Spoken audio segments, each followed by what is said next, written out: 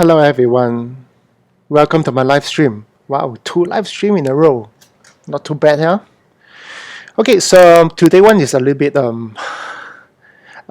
sudden in the sense that for the past few live streams, people has been asking me about career, educations, and all the stuff that's related to the industry.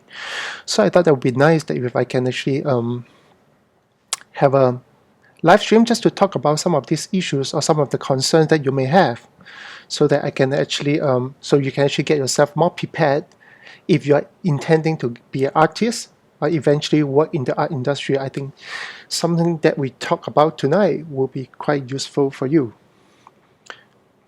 Of course, it's not today's stream is not just about me talking and you listen, and I would like to dedicate some time just for Q&A and answer some of your questions.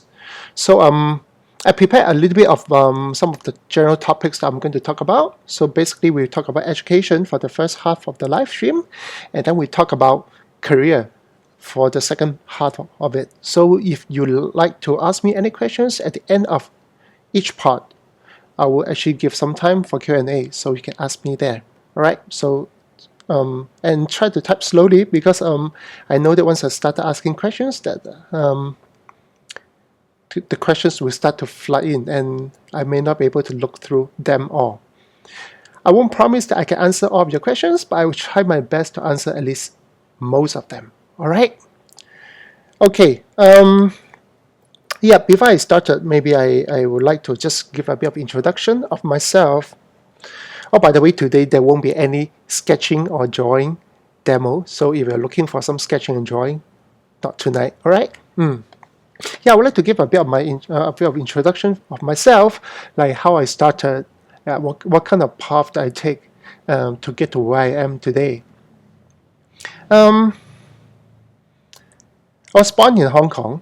I moved to Singapore when I was 17 years old, and since young I love to draw.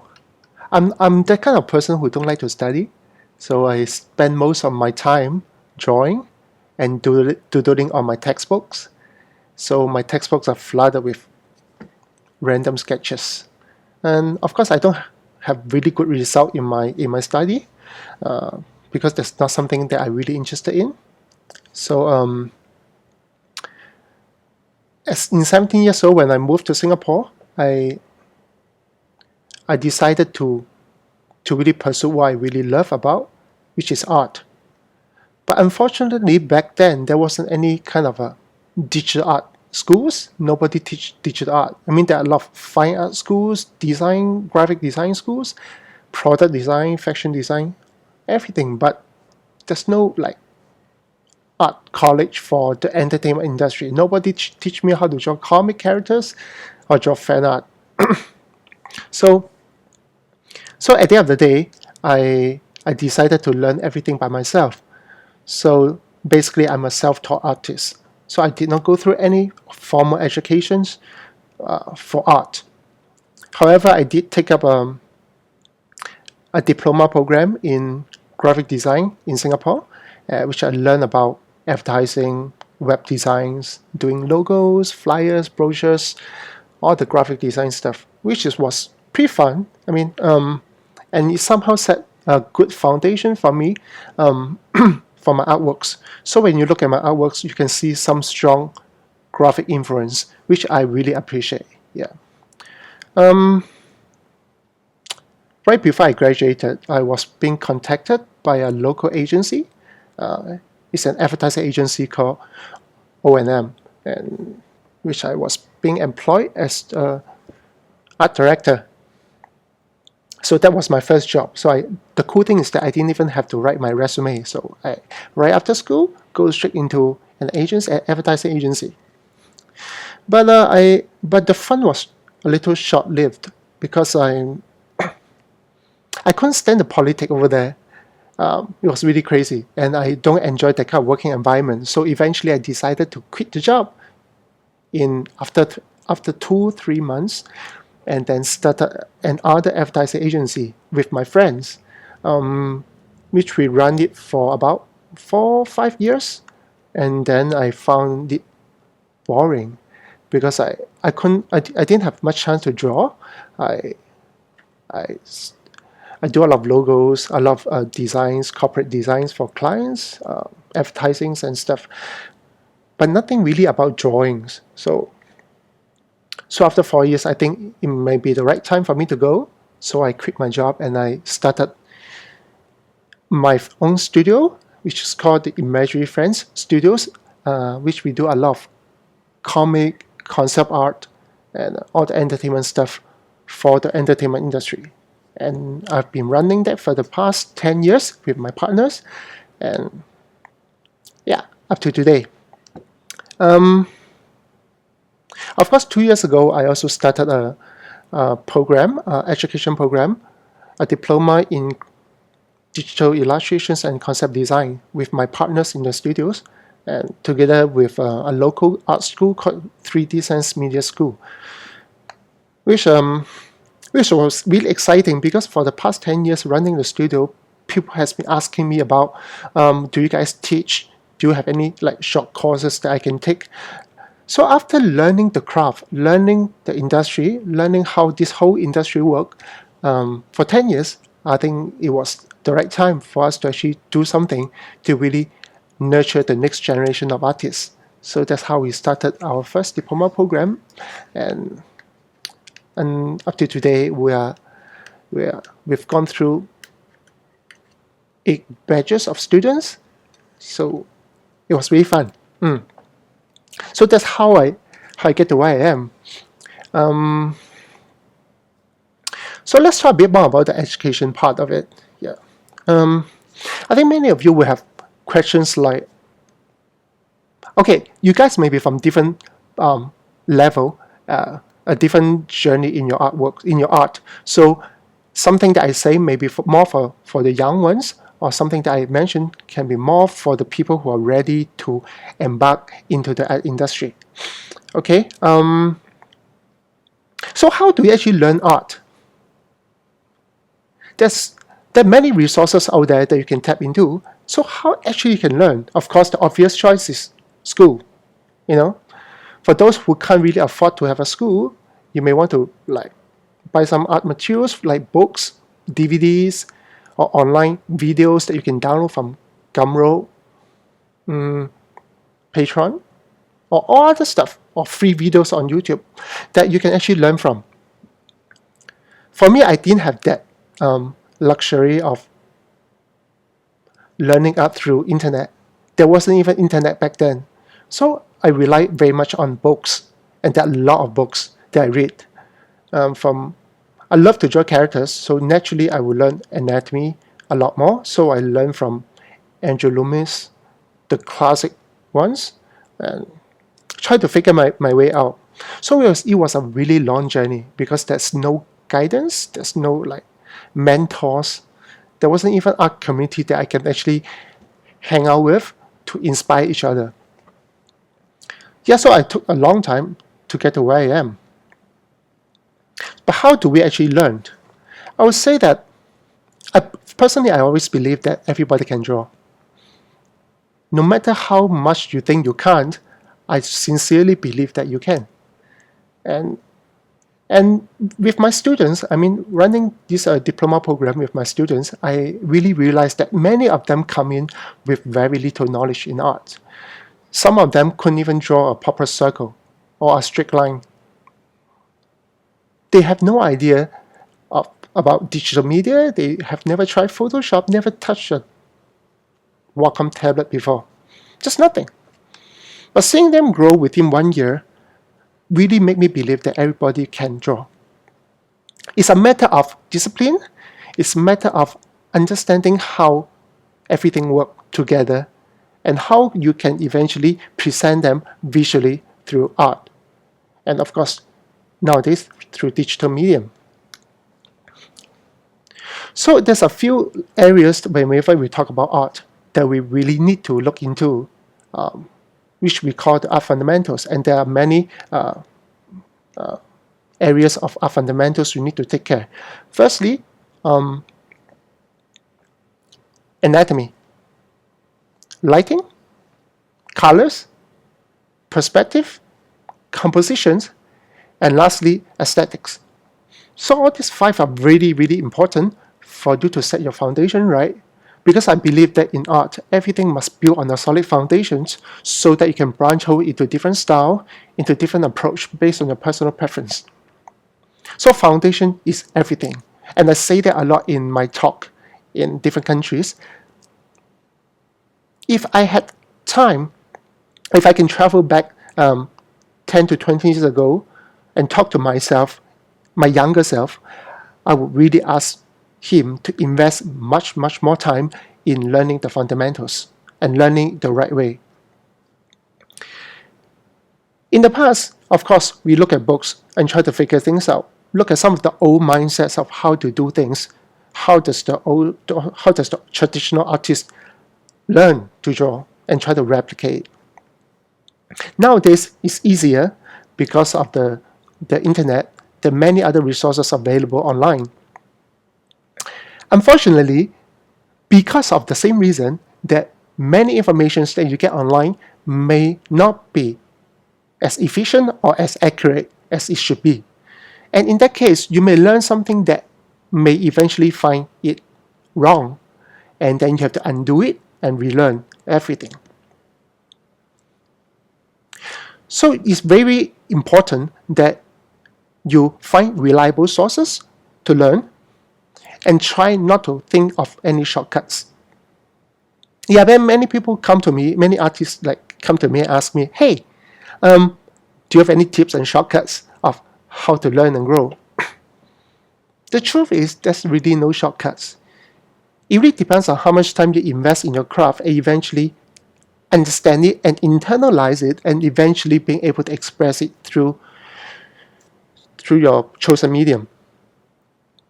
So those things I mentioned, for example, anatomy, there's no other way to learn it. Many people choose to learn it a very different way, which I talk a lot about that with my students, which that many of us, even include myself, I was inspired by anime back then when I was really young. So I learned to draw anatomy based on anime. So I learned to draw bodies, muscles through looking at anime or manga. So that's how I first got started to learn anatomy, and that was really challenging because everything that I draw looks very stylized. It doesn't look right. When I look into the mirror, when I look at myself, I don't look like that.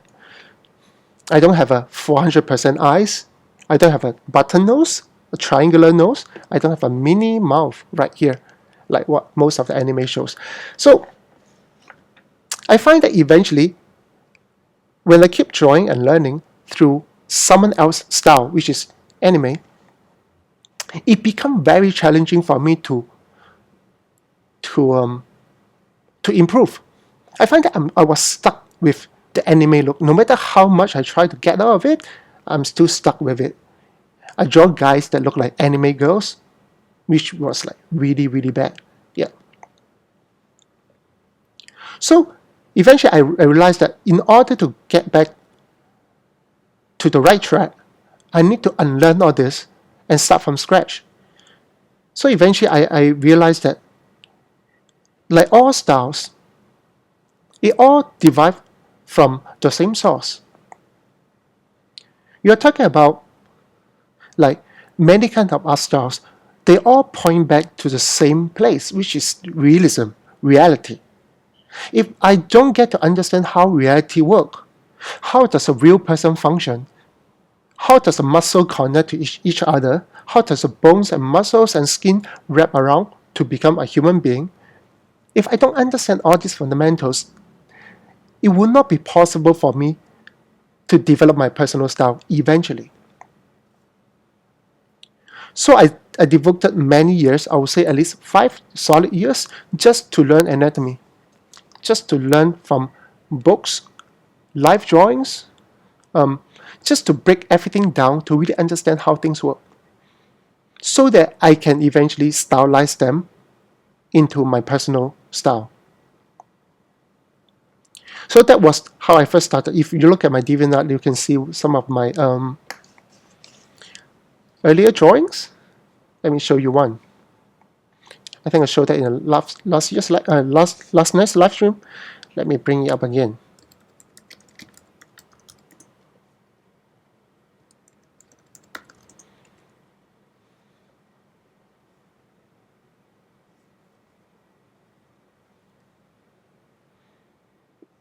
Yeah, so this is an image I created like in 1989. So I was like 15, 16 years old. That's how I draw. Strongly influenced by anime. And this is something that I did a few years ago. Redraw the same person. So I think that this is pretty interesting for me to understand how much of understanding of fundamentals helped me visualize things better and eventually create a solid style. It's not just about anatomy, it's about understanding light, understanding how light affects on different materials and eventually replicate them correctly, convincingly. To understand that, as artists, we do not require to recreate reality. That's not our job. Our job is to create the illusion of reality through drawings. So you don't actually have to draw out everything in order to make something that looks like something. You don't need to draw the entire forest, every single leaf, every single branch, in order to make it look like a forest. You just need to manipulate images together with effective use of brushes. Everything come together to create a sense of reality or the illusion of reality.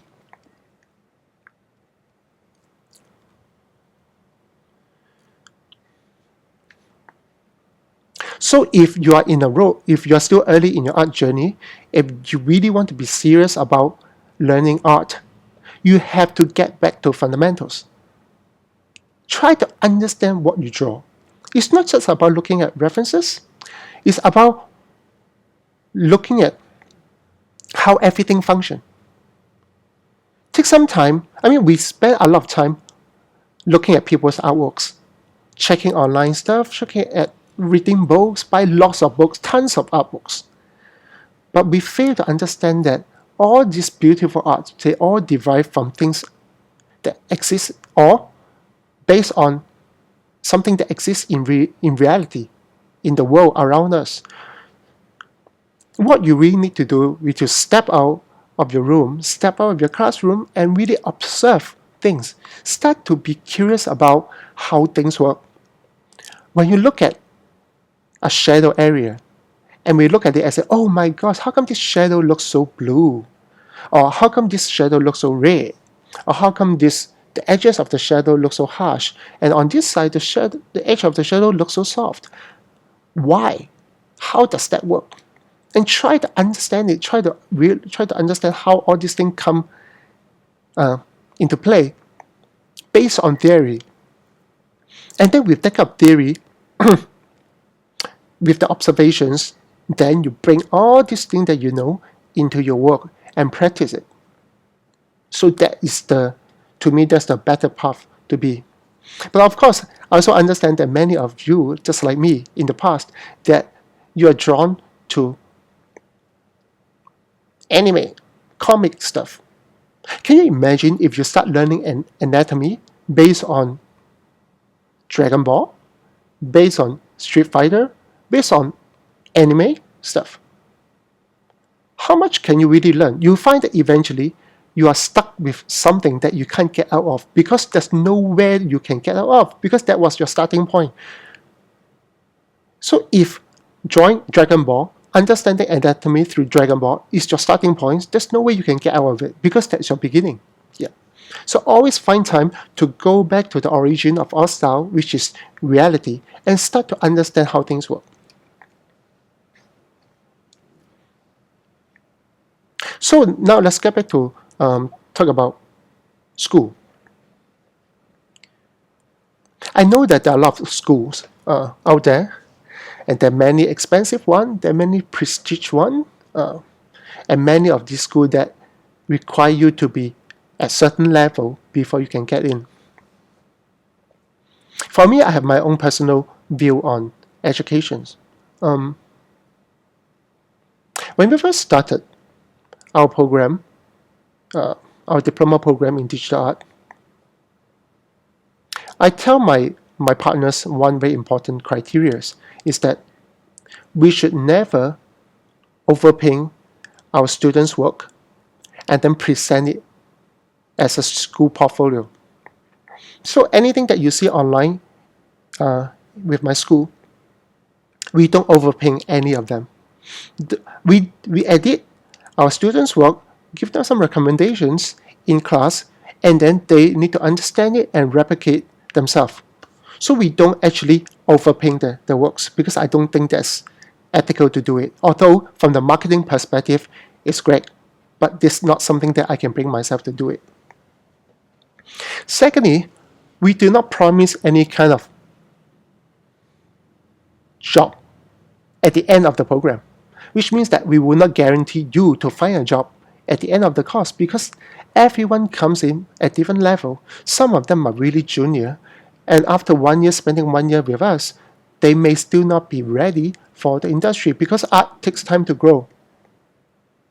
So when we teach, we promise the students, we promise all of our students one important thing, which is improvement.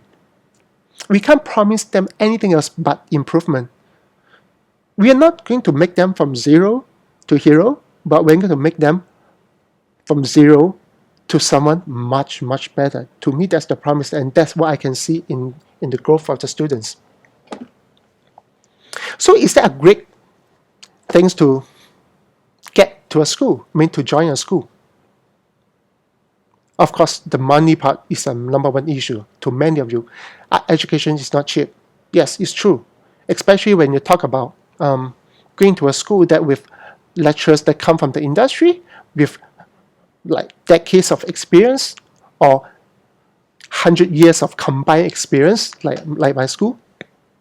It's not easy to give out those knowledge for free.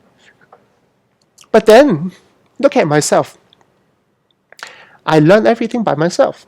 So it should be okay to be a self-taught artist, right? It's okay to learn everything on your own, right?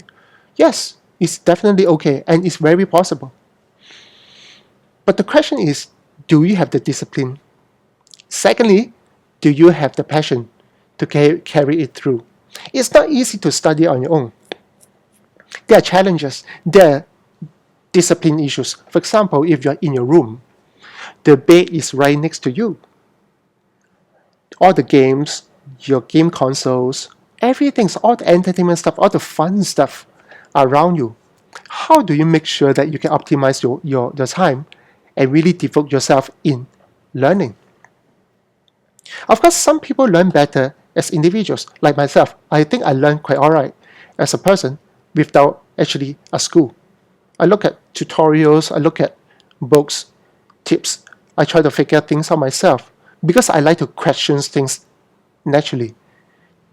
I don't like to take everything just as it is. I need to know the reason why something happened in this way and how it happened. So I'm that kind of person. So it's easier for me. And I love art so much. So my passion is always sufficient. But there's some who actually prefer to have a little bit more guidance, a little bit more hand-holding in their learning. So they will require a school or some kind of training facilities that help them, guide them in their learning so that they can learn faster, which is fair. And of course, there are also some people that just need a little bit of guidance, not a full-time kind of a school. So you can actually find online courses everywhere, like Schoolism. There are tons of online resources, online school that you can just sign up your program, sign up anything, learning from the experts.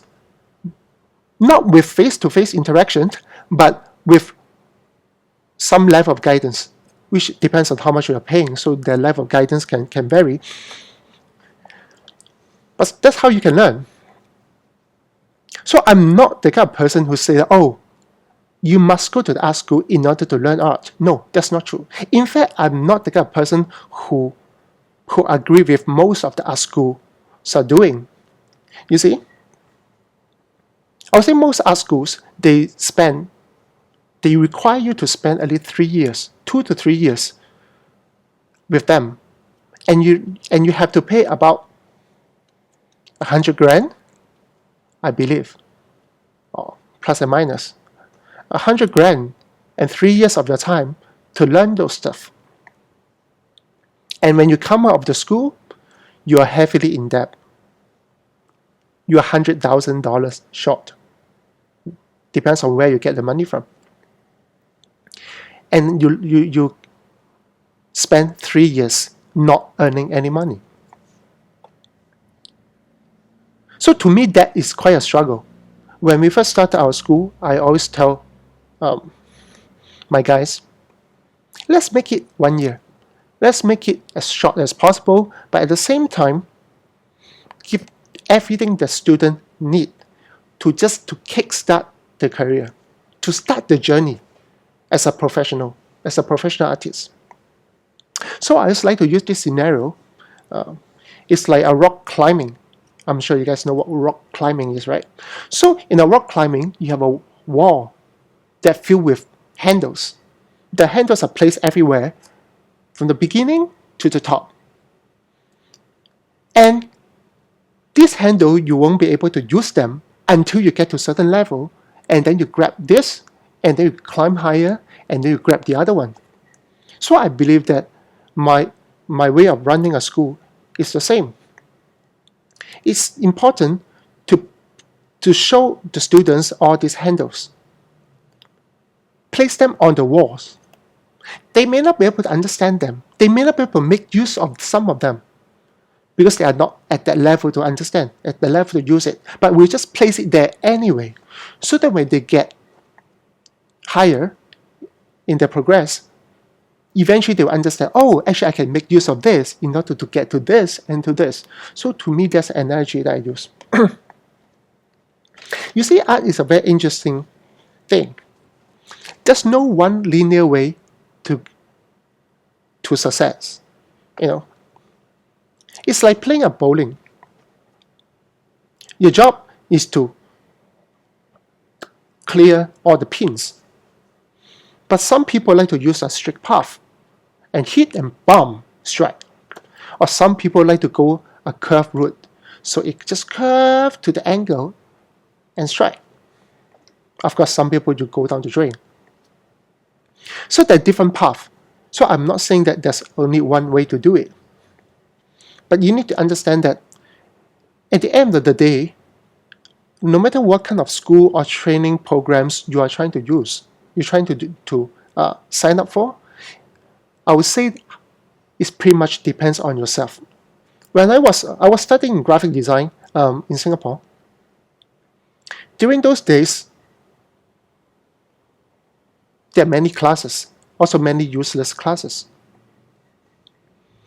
But at the end of, or during the entire 3 years of my diploma program, at any point of time, if I have a pocket of time between classes, I would definitely go to the library. I'll spend time reading up, acquire more knowledge, and try to prepare myself for something bigger. So I'll say that the school provide me the facilities or the time to learn by myself, mainly. You need to understand this. If the school is so efficient in providing the student with everything, that everybody come out will be equally awesome. But it's not true. A lot of the learning is something that you yourself must take the initiative to learn. I remember this, many times I bump into like young students, and I will ask them, hey, so what do you like to do? What do you like to draw? They say, oh, I love drawing. I love drawing so much. And I said, okay, so are you drawing like every day? Then he said, oh, no, but I know that my school is going to teach me how to draw next semester or next term. I think that's not quite right, the attitude, that if you really love something, really want to learn something, you go out and find the answers. The school will facilitate your progress, but it will not be able to progress on your behalf.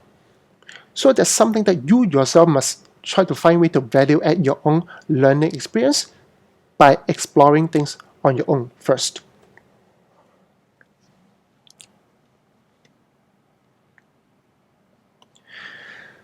But at the end of the day, you still need to understand that working in the art industry doesn't require qualification, as far as I understand.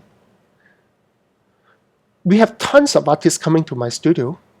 I've worked with tons of artists, employ them, put them under salary. But never once I asked for their qualifications. In fact, most of them, I don't even know where they're from. I mean, like which school are they graduated from? Like what kind of degree, diploma, or master degree they have. I don't really care. I don't think most of the employer will care about this. Because at the end of the day, getting yourself a job, which I will talk about that later, require only two things, or sometimes three things. Number one, your portfolio.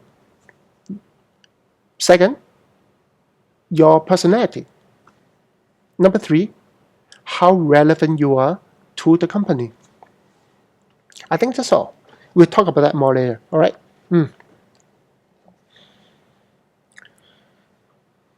So, also one interesting about talking about art education is that because there's so many resources out there, and you can buy tutorials for a few dollars. You can buy tons of tutorials for a few dollars each. I realized that I get to know many young artists that they like to buy all this stuff. They like to buy books, buy tutorials, videos and stuff. Everything. But they don't really read it. They don't really watch the tutorials. They look at the tutorial as if it's watching a movie. And so, oh, this guy is so awesome. Look at how he paint. Oh, he paint this and paint that. Oh, it's done. Wow, looks so cool. Great. And that's it. I think that when something that is so accessible to you and so cheap, you tend to just get it for the sake of getting it, but you did not actually make use of it. It's like me, like mobile games. Oh, it's 99 cents, 199. It's so cheap. Let me just buy it, you know? But do I actually play it? Maybe not. I may just look at the intro, load it up once, twice, and okay, that's it. Yeah. So I believe that sometimes paying a little bit more for education will hurt you, but at the same time will motivate you to learn because you're putting some big money on that. I remember one of my students in my school that on the first day of his school, he put up a new wallpaper on his desktop. And the desktop wallpaper has a number. And the number is the amount of money that he put it into this school. So he put the amount of money in big digit, set it as wallpaper, and remind himself that he has paid so much to get to my school. He needs to make sure that he can learn as much and squeeze all the mentors and lecturers as dry as possible. To me, that's a great attitude. I like that because we as educator is also responsible to maximize your investment. Yeah. Now, of course, when it comes to educations, even talk about okay, let's say for example, you're on your way to grow, and you find that your growth is consistent and substantial. So, what's the other battle? So now you draw good art, and what is the other side of the battle you need to look at? Because drawing great art is only half of the battle. It will be everything about drawing good art. If you just want to be a fine artist, just take art as a hobby, then yes, that will be it. You draw something that you love, and you look at it, you like it, and that's all. But when it comes to commercial, if you want to be a commercial artist, be employed by your dream company, maybe your dream game company, comic studios, Oh, I want to work with DC. I want to work with Marvel. I want to work in Riot. I want to work in Capcom. I want to work in Ubisoft, Blizzard. So how to actually get there? That will be the part that we talk about in the career. But at the same time, before you start the career part of it, something that you can do for now while you're learning your art, which is start sharing your artworks. I think many times I ask young students, I ask students that first come into my school, I ask them how many of them actually have a online websites or some kind of online profile, like on DeviantArt, ArtStations, or what else? Um, um, Behance. Yeah. So do you have something that online that you actually share your stuff, or even just a Facebook page, your Instagram page, your Tumblr page? Do you have something that allows you to share your artworks to the world? Many of them say no because they think they are not ready, because they think they are not good enough. They think that they're still a noob. So let them get better first before they are brave enough to share their work. So to me, that's something that I think you can do while you're still learning your art, is to start sharing your artworks. It really doesn't matter that you find how bad your art is. Because art is just a personal expression. It's a visualization of your ideas. That to me, as long as you can create something from a blank sheet of paper, of a blank canvas, to something recognizable, something personal and recognizable, to me is magical enough that it's worthy to share. So if you are in that kind of mindset that you think you're not ready, start sharing it. Because I can guarantee you that someone somewhere in this world will like what you're doing, for sure. And that will be only be, maybe the person is only 10 years old. Maybe it doesn't matter to you much because he's only 10 years old. But this person will eventually grow up. So in 10 years' time, this person will be a working adult. He or she may end up in a company that may be able to make use of your talent and engage you for work. So that's never ever too early to build your fan base and build your fan base from zero up. That's how I do. I mean, I start from zero, as like most of you, like all of us. One by one, we start to engage people. People start to fall in love with what we are doing, start to follow us. And why is that important? Because eventually, I believe that the lifespan of the artist is solely depend on how many people are supporting your art. It's just like singer, celebrities. The more people supporting your art, the more people follow your work, the higher chance you'll get contracted to work on commercial projects or get a higher chance to get employed by companies. So, can you imagine yourself? You get employed by a game company, work on a game project for 3 years.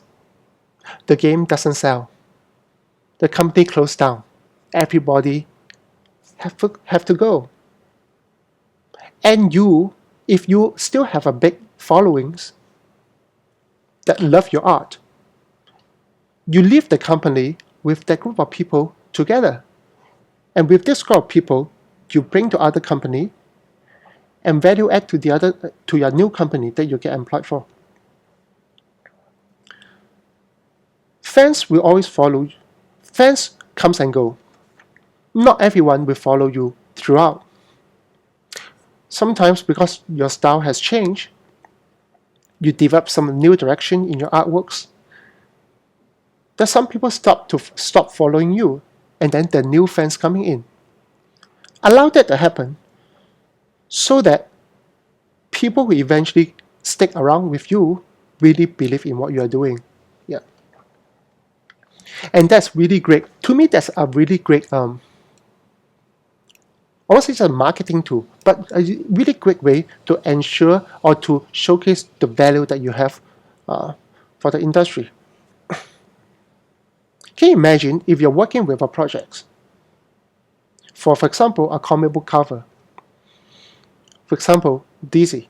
So when DC look at you and say, oh my gosh, this artist, not only he does great stuff, he does great Batman, great characters, great superheroes, at the same time, he has a huge online following.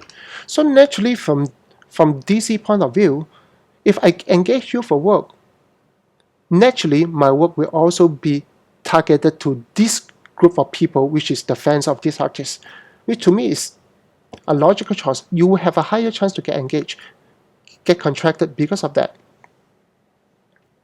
So never too early to start your building your fan base. If later on, if you have some questions, more specific question regarding fan base, to bring me up so I can try to answer them. Okay, let's see.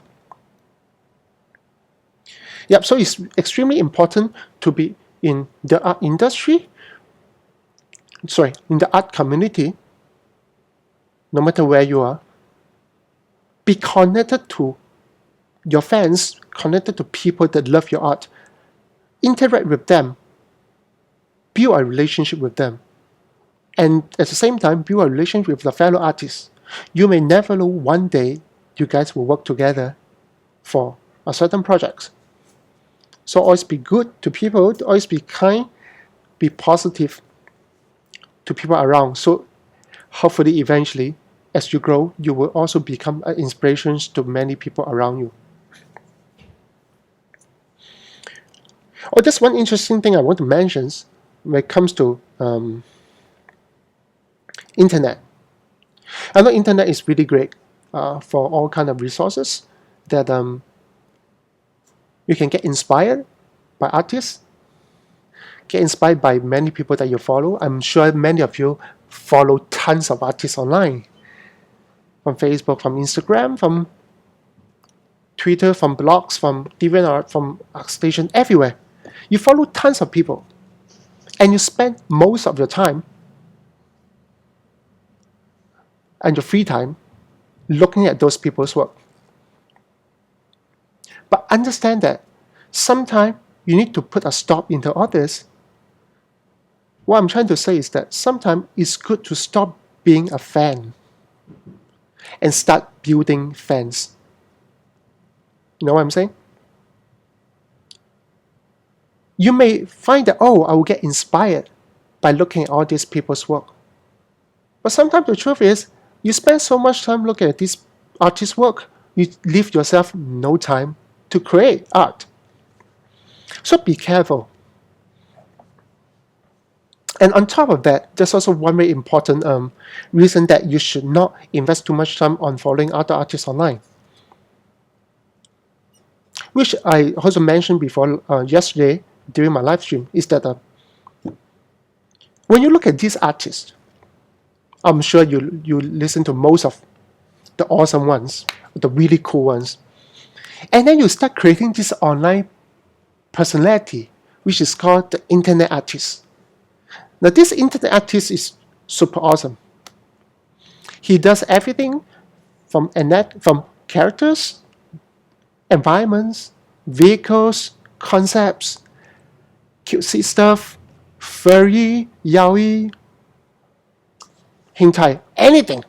Everything then comes into one because of the multiple artists that you follow, and you create this pseudo personality called the internet artist.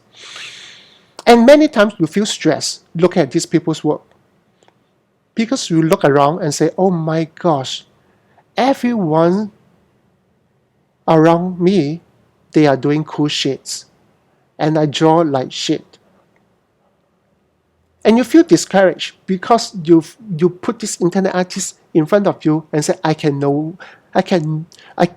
can't possibly top this guy, which is multiple artists. So it needs to be really careful that it's good to get inspired by people, but if it comes to the point that it becomes discouragement, it becomes it creates fear in your own art.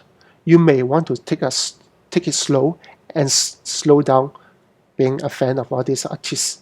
Now, really focus on building your craft. Oh, just one thing I also write it down is that, so how are you going to position yourself? So should you be a specialist or should you be a generalist? Which one is better? Should I specialize in just one specific area of art, or should I be able to do everything like jack of all trade just to cover a bigger ground? Which is better? To me, I always advise my students this. It's always great to be really, really good with something. At the same time, pretty okay with everything. So that people know what you're good at and try to target their projects according to your strength. But at the same time, if you know more general knowledge in art, you are able to work in a team, work with each other, and be a great support.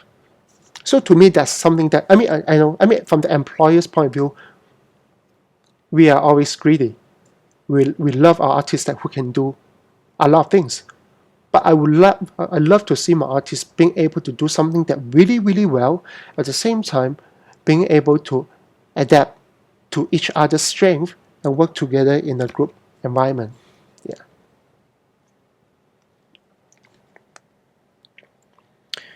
All right. Okay, so that will be. I will take a break here for my my talk of educations. So now I will open up the floor to you guys. If you have any specific questions regarding educations, you can ask me now. Now is a good time. All right.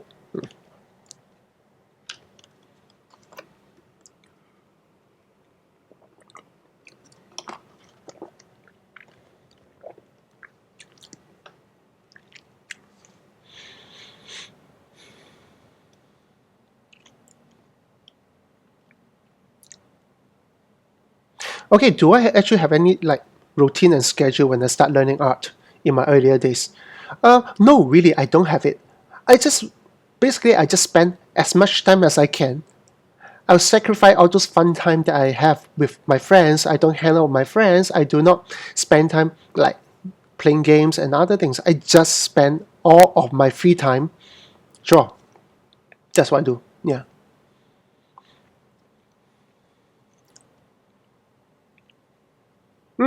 Okay, that's an interesting question. Is it too late or too early or too late to actually get into this art industry? I assume that many of you are actually working as with some other kind of job and you want to switch your career into art. Well, to be honest, time is one important factor in art. You see, when you are young, you are able to make mistakes, explore different options because you are still young. You don't have any obligations in life that you need to take care of. But as you get older, especially when you have family, that you have some people that you need to sustain, need to keep them alive, feed them, then it will be much harder for you to switch your career because of that. And I totally understand that. But I would say it really depends on the kind of sacrifice you are ready to make in order to make that switch. And sometimes that sacrifice may not be worth making. So as I always believe that if you love art, you can always enjoy art as it is. You don't actually have to work as a commercial artist to enjoy art. And many people, they will go a big round. They go a different career path, do something that's not art related. And at the older days, they decided to once they're financially secured, they decided to really pursue their passion after that. I think that will be one of your options. But I would say that yes, if you start late, if you hit your 30 or 40, yes, it will be harder for you to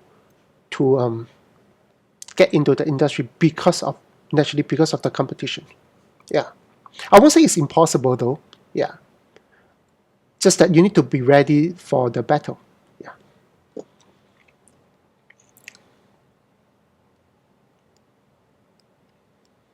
Okay, someone asked me, so what kind of questions should I ask myself when I study an art piece or a real life?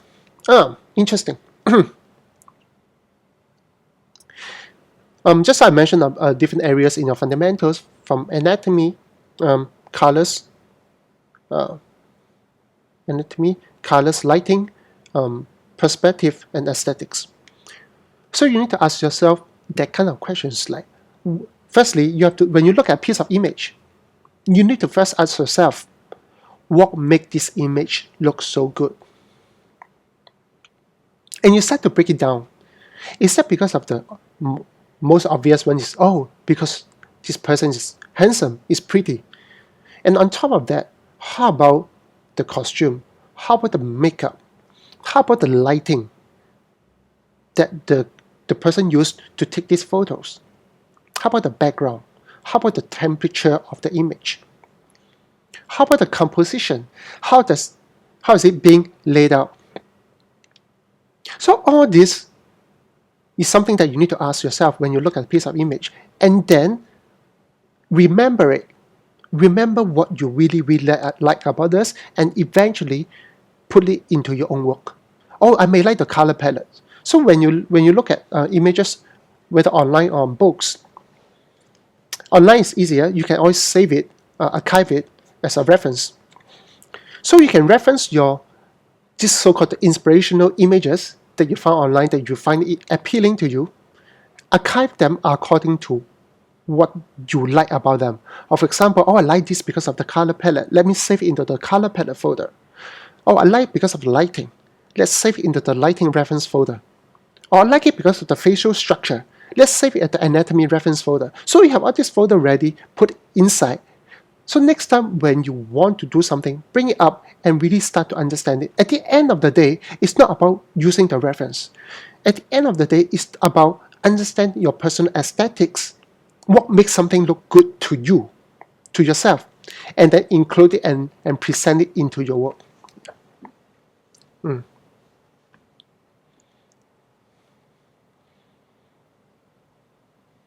Okay, does my school offer online courses? No, I don't. That's interesting that people have been asking me about, why don't I run an online course?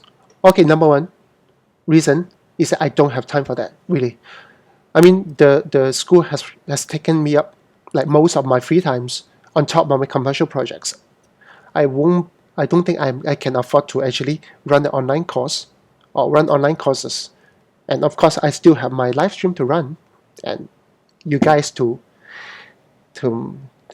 like something to make you guys happy. So I really don't think I have time for the online courses.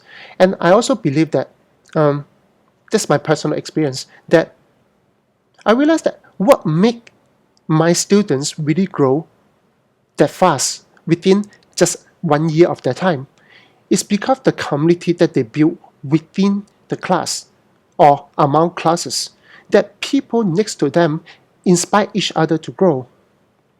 You grow much faster when you have people share the joys, the tears, the struggles together. And with that, you form a little community that inspire each other to grow. To me, that is something that online courses may not be able to offer. Yeah. And of course, for us as educators, it's important to customize knowledge according to the student's personality. I mean, I can write a book, and not everybody can interpret the book the same way.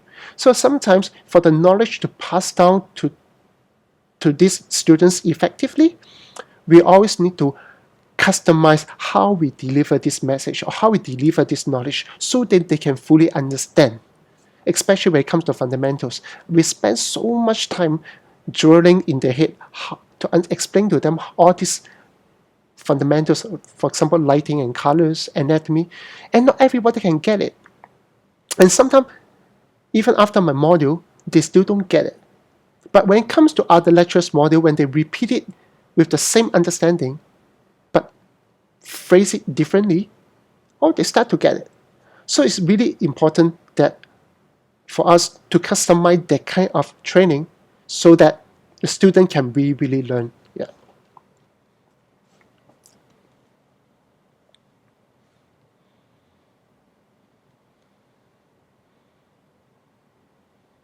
Okay, let me keep on reading. There's a lot of questions here. What a really good illustration software to start digital art with? Well, for now, I would say I recommend two softwares. One is Parental, which I think a lot of young artists are using because it's relatively cheap. I'm not sure it's free or not, but I would say it's pretty affordable. Second one is Manga Studio, or you call it the Clip Studio Paint. They're the same software. So it's Manga Studio or Parental. I think that would be really affordable for you to start. And of course, if you can, in your own way, try to learn Photoshop. Because eventually, in the industry, we all use Photoshop. So it's more like industry standard kind of software. So if you have a chance to use it, to learn it, do that. Yeah. If not, if there's a budget constraint, yeah, Parental or Manga Studio will be really good for you to start. Yeah.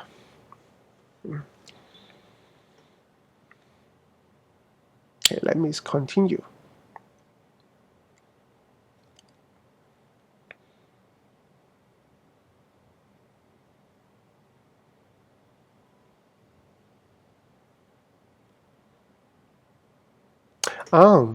Does my parent object to my passion for education in art? Yes. I'm sure many of you will face the same problem, right?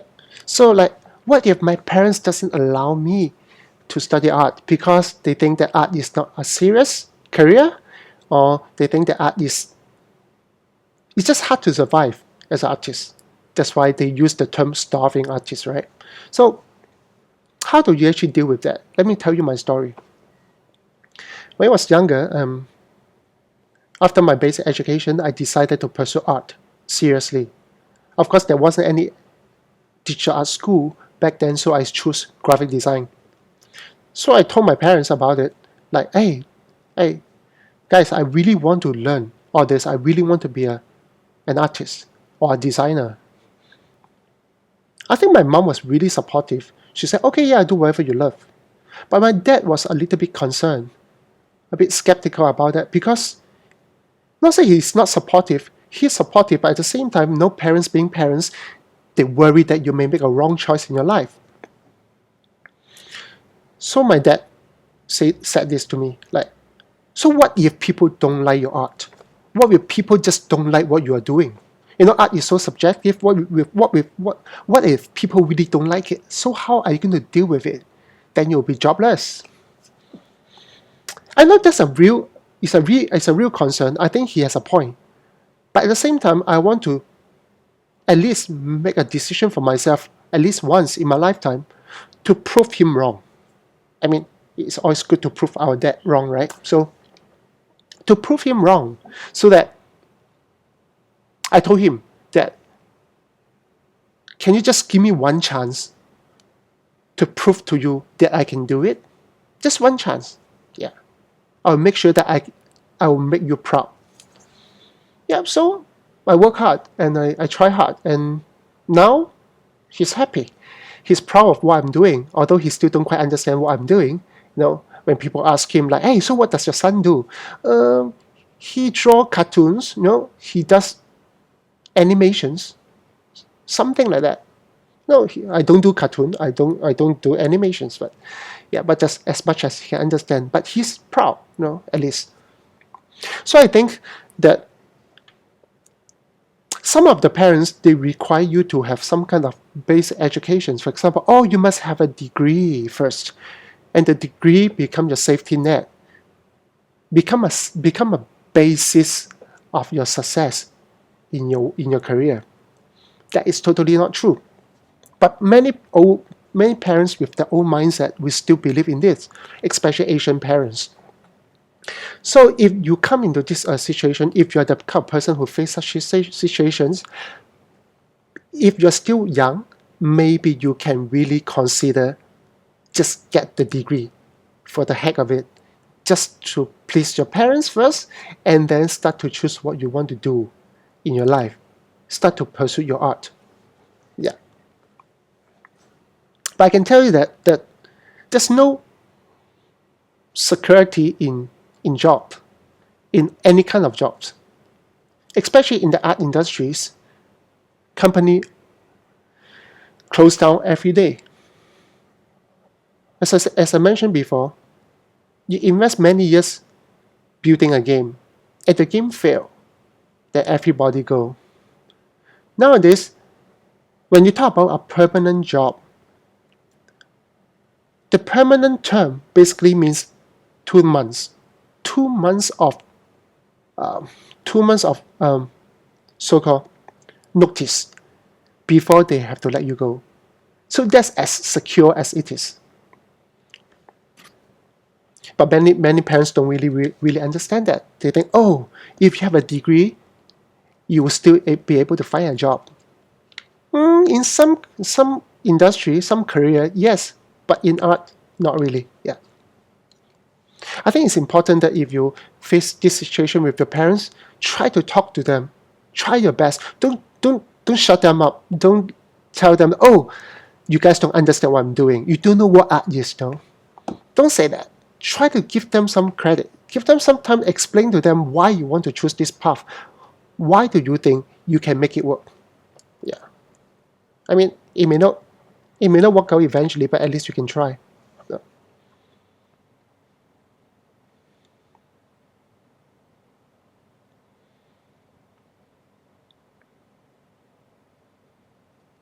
Yeah. So what are the advantages of being a self-taught artist, and what are the disadvantages? Okay, let's take this as an example. Is it better to learn driving yourself, or is it better that someone teach you how to drive? Imagine you have a car in front of you and you don't know how to drive. Is it better to just go in and start driving it, or try to drive it, or someone teach you how to do it? Of course, I would say logically you will find someone to teach you how to drive, at least cover the basic. He may not need to sit right next to you to show you every single step. I mean, it would be good to do that. Even if not, at least show you around, explain to you how does this car work, what are the controls, functions, and then you try to do something about it. Yeah, I mean, at least that. So being a self-taught artist, you will have a higher chance to hit a lot of obstacles. You'll bump into a lot of places because you just don't know. You just try to figure things out. So you may take a longer time to understand things, to gain your knowledge that is reliable to you because of that. That's exactly what I went through. Yeah.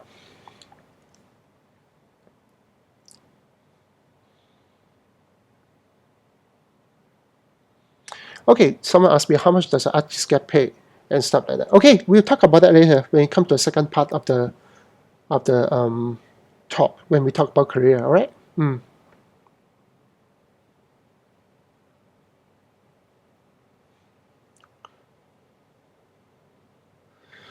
Okay, there's so many questions. I'm trying to really slowly go through them.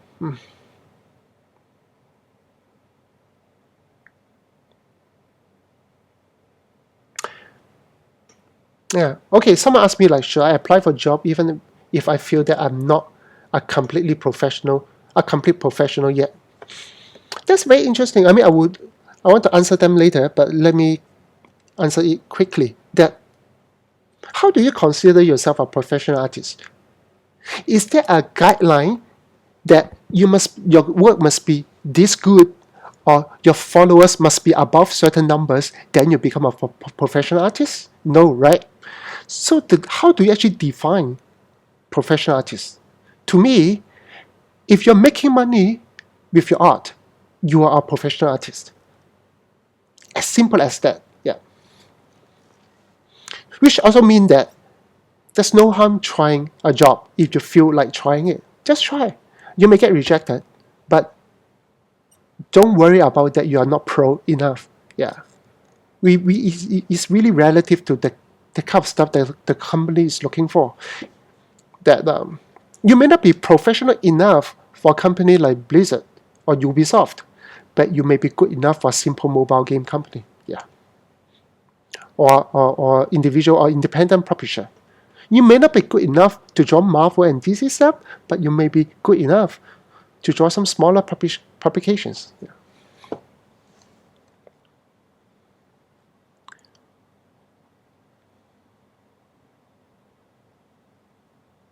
Okay, interesting.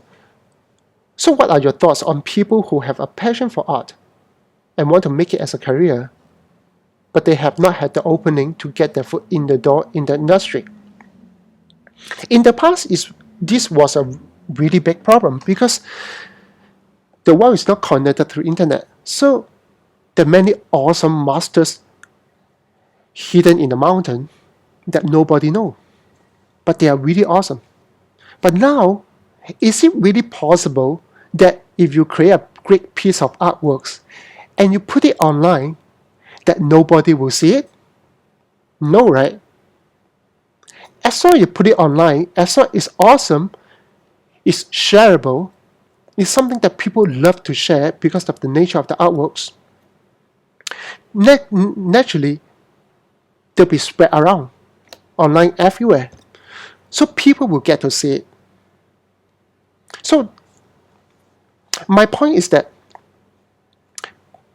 if you really believe in what you're doing, if you're really passionate in art, and you really devote your time in learning, training to build yourself up technically, the skill set to produce great art, people will notice you. Just no way people won't notice you. It's so easy to just share your art to people as long as you put it online. Yeah. But of course, as I say, before people share it, you need to make something that people want to share. You want to make something that is either is conceptually interesting, funny, positive, or relevant to what's happening in the society today. The hot topic, for example. Then people will tend to share more. So you need to really think of that. So before you share a product, you need to make sure you have a good product to share. Yeah.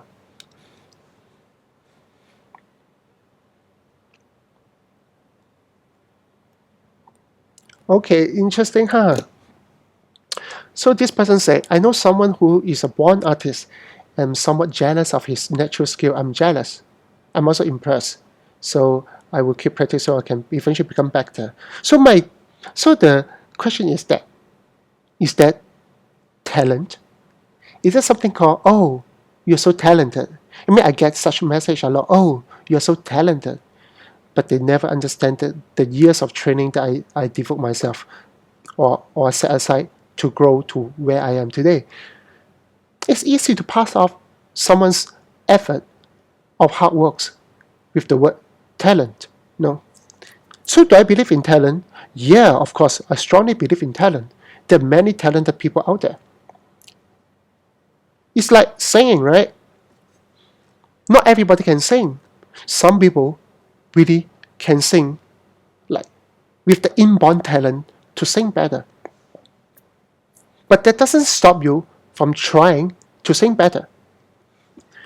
So, as much as talent exists, I also believe that many times I don't believe myself as a talented artist. I believe myself as a hardworking artist. So, whether I have talent or not, I won't know. I won't be able to find out. There's no device to measure how much talent do you have. So all I can rely on is to train myself up as much as I can to really learn as much as I can and grow as much as I can. To me, the learning and growing, the passion and determination, the devotion to learn and grow in art, to me that's talent. Yeah. At least that's how I see it. They'll make me feel much better. Yeah.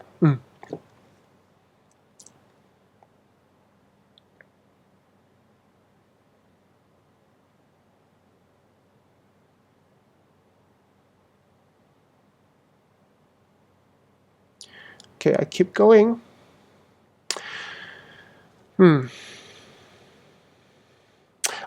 when somebody asks me about art school in other countries, I will not be able to know. Means I'm not from those countries. I won't be able to recommend you what kind of school is the best for you. I mean, I think every school has the pros and cons. I mean, you need to look at it objectively. Is it worth the investment? When you look at the students' work, does it show the growth? Not the end product. I'm talking about the beginning at the end. How much did they grow within the few years of time? I think I think it's important to see that. I mean, imagine many art school out there, they only bring in the great students. I mean really awesome student to begin with. Of course, naturally, at the end of the program, all of the work will be awesome because they are very good to begin with. So they may create an illusion for you to say, oh my gosh, when I go in, I can be like that. When I come out, I will be as awesome as this person. But it may not be true because you are just not, the starting point is not the same as the other person. And the truth is, you may not even get in because of the high requirement for the entry requirement for those students. Yeah. But what I'm really concerned about is that when you want to choose a school, make sure you can see the growth. Not the end result, but the growth of the students. Yeah.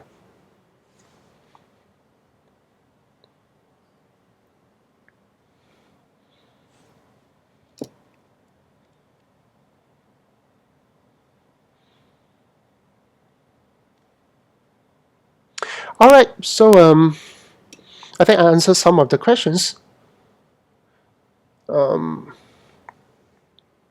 That should be it for me to cover the education part. Of course, later on, if you still have some question to top up, feel free to ask me. And but for now, I'd like to take a short break. I think I talked quite a lot. I'll take a short break, 5 minutes break, and then when I come back, I will start talking about career. So talk about how to start your career in art. Yeah. All right. So hope you enjoyed yourself so far, and let's see you again later.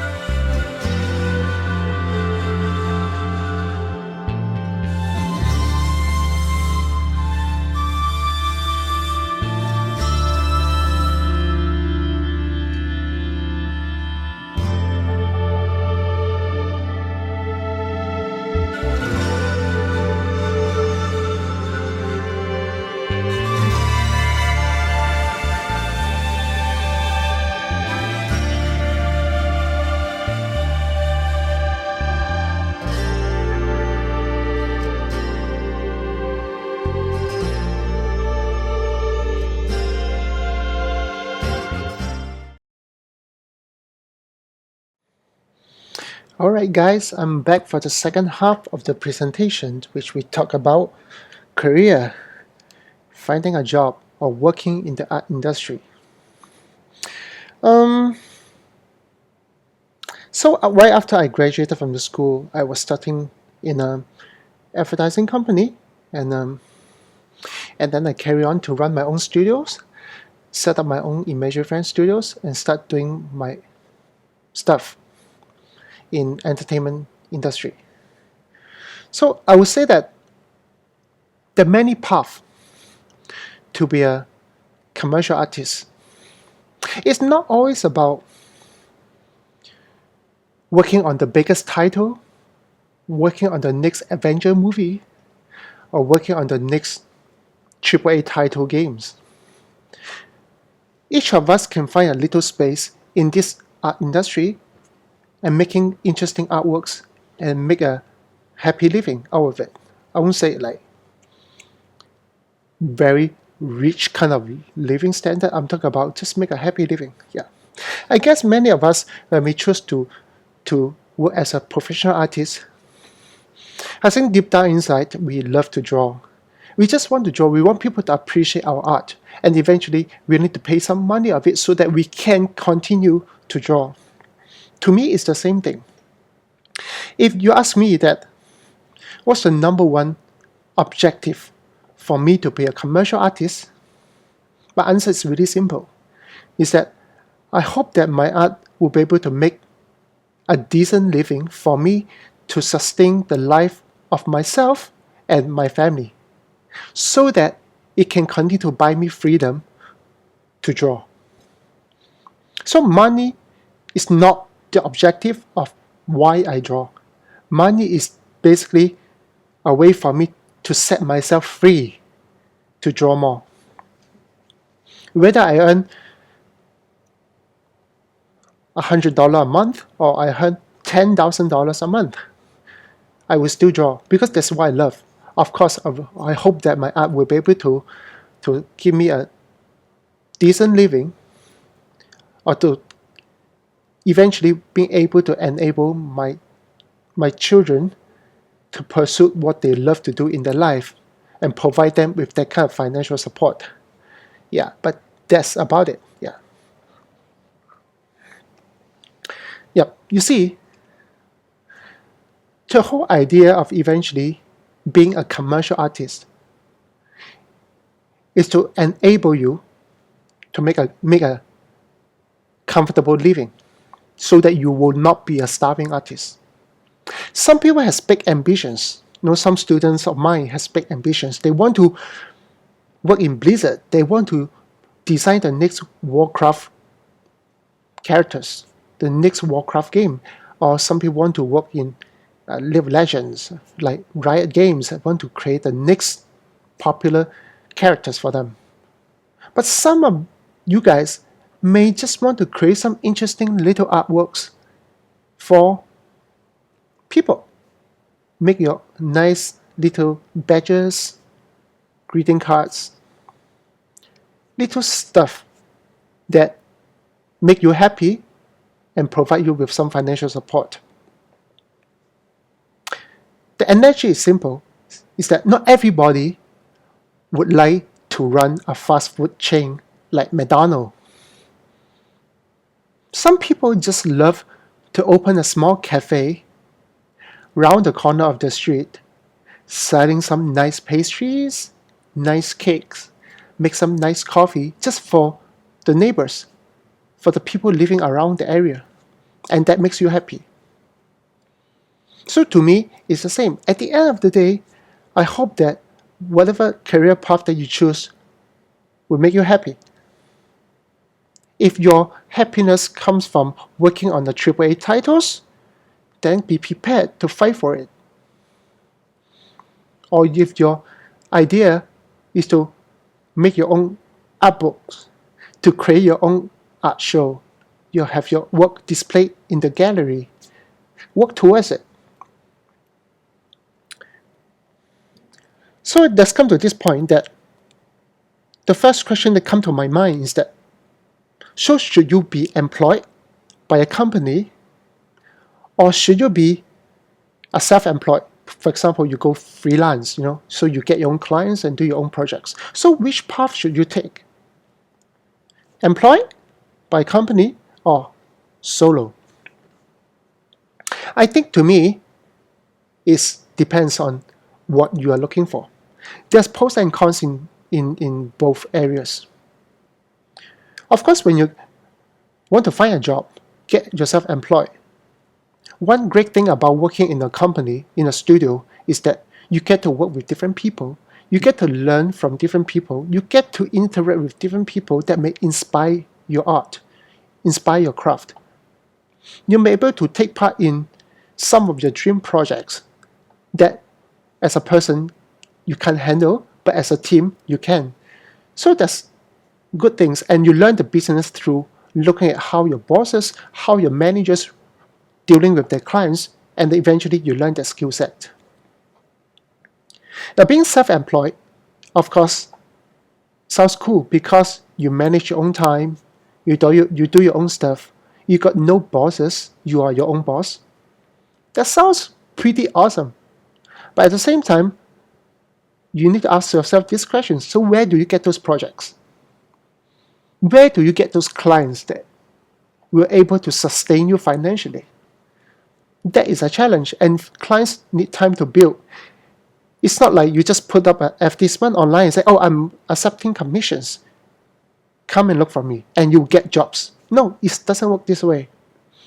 So, as I mentioned earlier on about building fan base,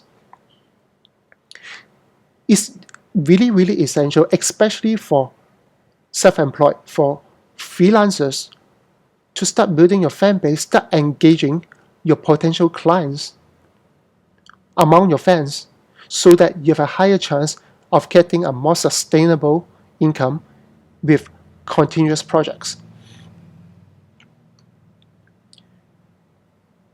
So when I advise my students after they graduate, it's always good to try to find a job first to get to know how a studio works, how does a project is being operated, being managed. And then with those skill sets, you may eventually find yourself able to handle them yourself, so you can go solo. Yeah. And for a self-employed person, your income path is something like this. It goes up and down. There's some high time that you are extremely busy. There's also times that you're extremely relaxed and free. Sure, you need to average out that curve so that you will save up more in those days that you have more incomes to compensate for those times that you don't have much. So that is what you really have to be careful of. So, I mean, of course, sometimes freelancer you may be able to earn a lot more because you don't need to let the company take a cut of the profit. You take everything in. And many times, people may run into this potential problem that because, let's say for example, this month you earn 10 grand or 20 grand. Oh, you earn a lot of money. You think, oh, this is really, really good. Oh, I can start buying stuff. I may want to buy a house, buy a car, buy a supercomputer. And then you set your lifestyle much higher than you can afford just because of you have some good months. But you always need to compensate for those downtimes that you are not doing too well and average out. So be careful of the expenses in that sense. Yeah. So how to first getting a job?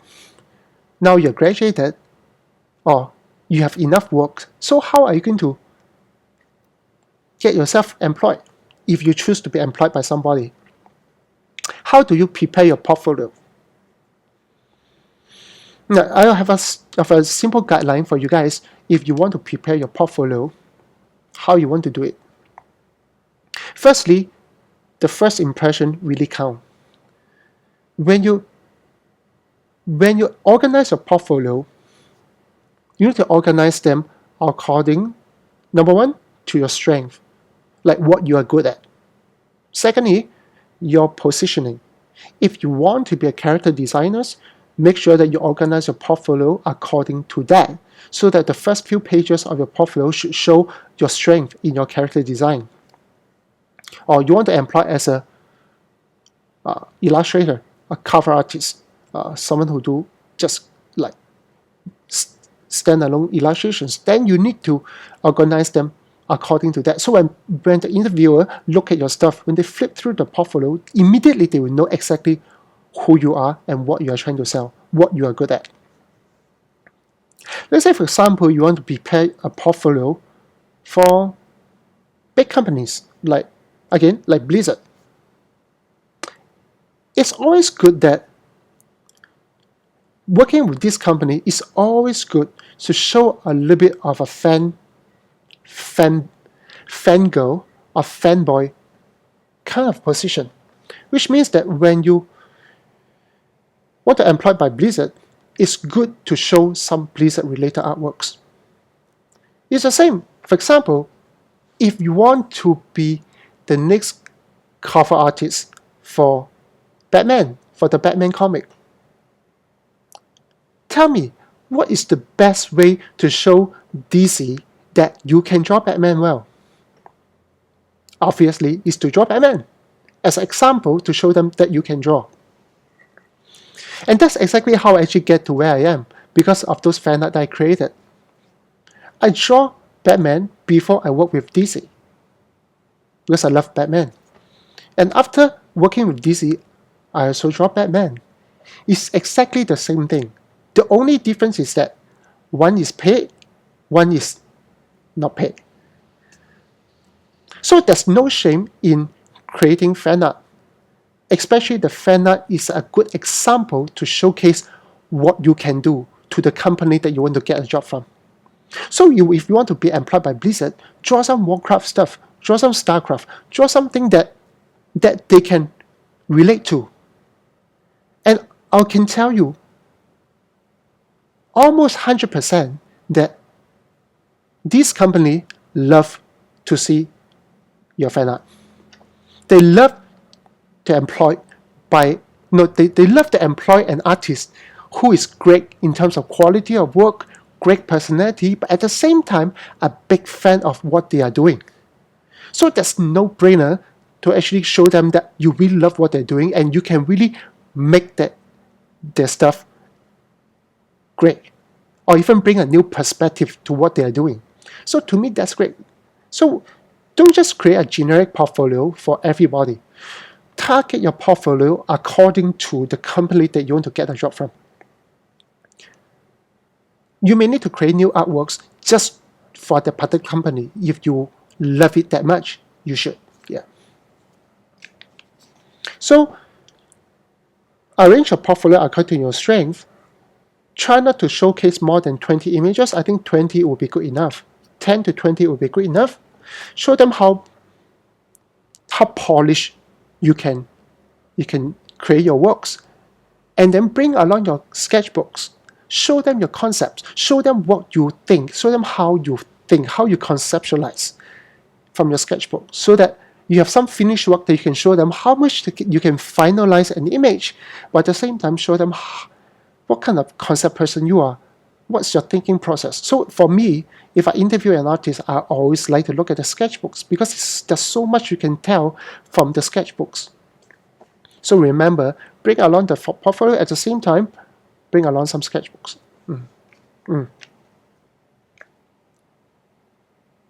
Now, during the job interview, there are many people would like to ask you, like, so why do you want me to hire you? Like, what do you think you should be hired? Why do you think you should be hired? So many times the interviewer will ask you that questions. But the last thing you should say is to tell them that, oh, I would like to learn from you. Try not to say that. It sounds logical, but it's not. See, you go to school, you pay the school fee, you learn. That's fair. But you don't go to a company to learn and expect them to pay you salary to learn. right? It's strange. You always look at it from the employee's point of view. The question you really need to ask yourself is that what you can bring to this company that makes you valuable to the company and the team in the company. And then on top of that, you learn from them as well. But you don't have to say it out. That's a given. But don't use that, say, oh, I want to learn, and that's all I want from your company. That's not the way to actually answer that question. So be careful, don't say that. All right?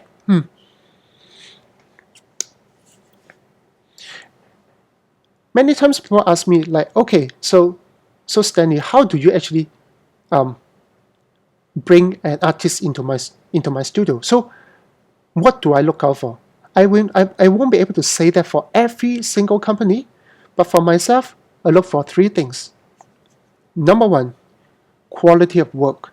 The quality of work is extremely important to me. So your work must be impressive, at least must impress me, at least one of your work. Second is a relevance, like how relevant your work it is to my company. Like throughout the years, I've interviewed so many guys, so many artists, and I come across so many great anime artists. They draw great anime style, looks so good that it looks as if it's from Japan. It's like really, really good quality stuff. But I can never hire them simply because I don't have that kind of projects in my studio for them. So relevance is very important. Not only you create great works, you also make sure that the work that you're doing is relevant to the company that you want to get a job from. Number three, personality. When you work in a company, you need to be a team player. You are expected to work in a team environment and listen to instructions and play along with each other. So try to show that side of you that is positive, passionate, and willing and happy and excited to work with each other, work with other people in the company. To me, that is important.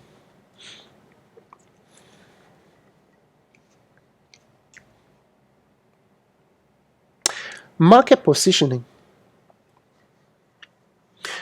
Now, there are many times that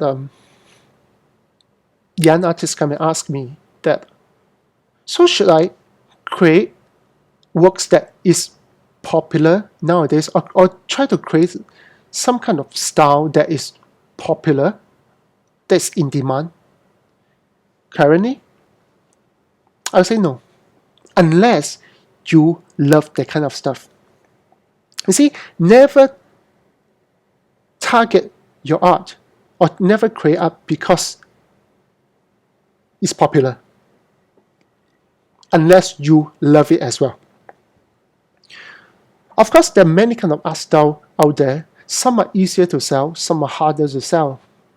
For example, if you create something more mainstream, naturally you will be able to sell yourself much better compared to you create something that is morbid, dark, bloody, gory,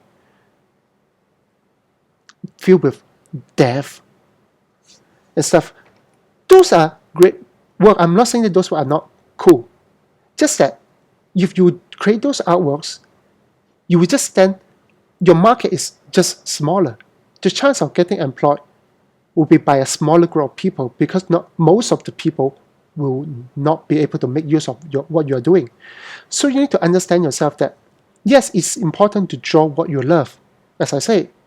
But at the same time, you also need to understand that you have to create something that is marketable at the same time people demand for. So if you really love to draw that kind of dark stuff, very, very dark stuff, hopefully through your journey in art, you can find something slightly lighthearted, slightly more mass appeal, so that you have a higher chance of getting yourself employed, provided those stuff are something that you don't mind doing, of course. Yeah.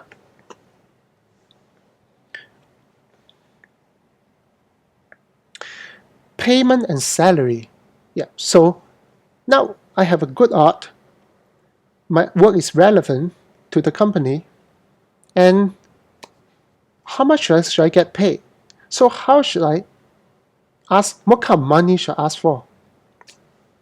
Now that's a very interesting question because it's totally relative to the country that you come from. Now every country has different kind of a financial scale. The cost of living is very different.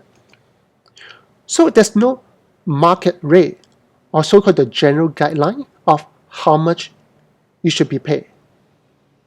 Even within the company, it depends on the capacity of the company that want to give you a job. There's no way I can advise you on a so-called give you a chart to say, oh, you should charge yourself this much, this much. It doesn't really work that way. So, but my advice to you is, if you're just starting out, if this is your first job or second job, try to go gentle. Try not to be too greedy about or too hard up about the pay that you're getting. It's more important for you to gain your exposure, your experience, and learn from the people in the company, provided they are worthy of learning from. I realized that through many years of working and talking to people,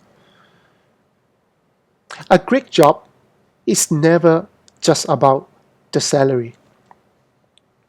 Having a great job, I would say most of the time, is based on the people that you're working with.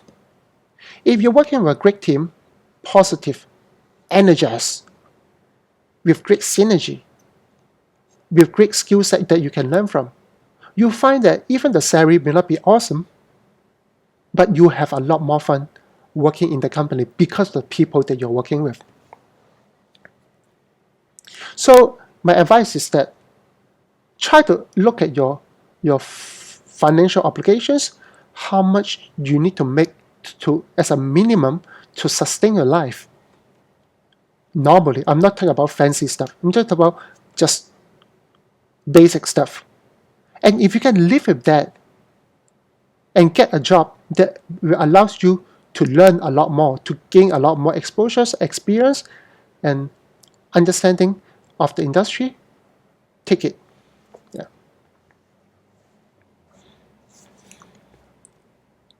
However, if you're working as a freelancer, that you have this problem of charging the client, like how much you charge a client for, that's something that I have a guideline for you as well.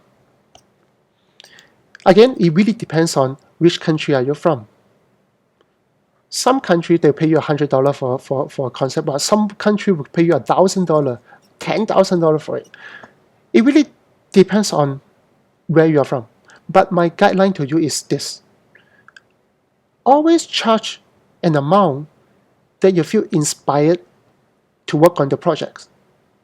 You feel happy and inspired to work on the projects. But do not charge the amount that you feel pressured or you feel greedy working on it. Which means that don't look at people next to you and look at how they charge their client and try to replicate it yourself. That will not work. Just look at yourself and ask yourself, how much should I get from this project that I feel happy, but not to the point I become greedy and pressured to work on this. Yeah.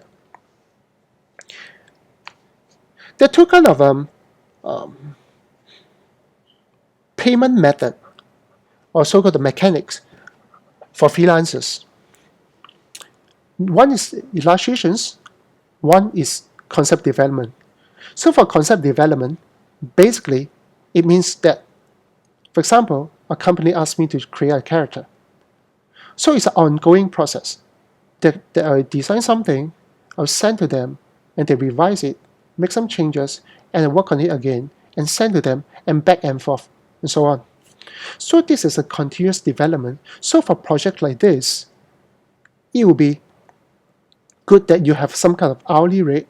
Means like, you give them an hourly rate, give your clients an hourly rate. So when you When you develop this, you clock the hours. You clock how many hours you're working on this, and then send and bill them according to the hours that you put in. That's for concept development.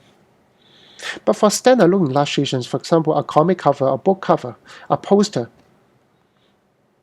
look at the amount of work that you need to do to complete this project. Look at the number of hours you need to spend to complete these projects. So you may use your hourly rate as well, but you use hourly rate, multiply the potential hours that you think you need to invest into this in order to make it awesome. And then with that, you present to the client the amount of money, the number. Of course, you can buff it a little bit, increase a little bit, just in case they make way too many edits. Of course, when you have a good relationship with the client, if it's your regular clients, it's much easier to give them the honest rate. But for new clients, I would like to at least buffer a little bit just in case of them being nasty and being fickle-minded. Yeah.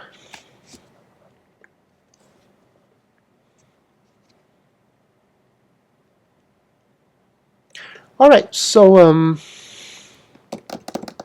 yeah. So that's all I need to cover from my side regarding career. So if you guys have any questions, now would be a good time. I have some Q&A time for me to answer some of your questions regarding this. Yeah. So feel free to ask me.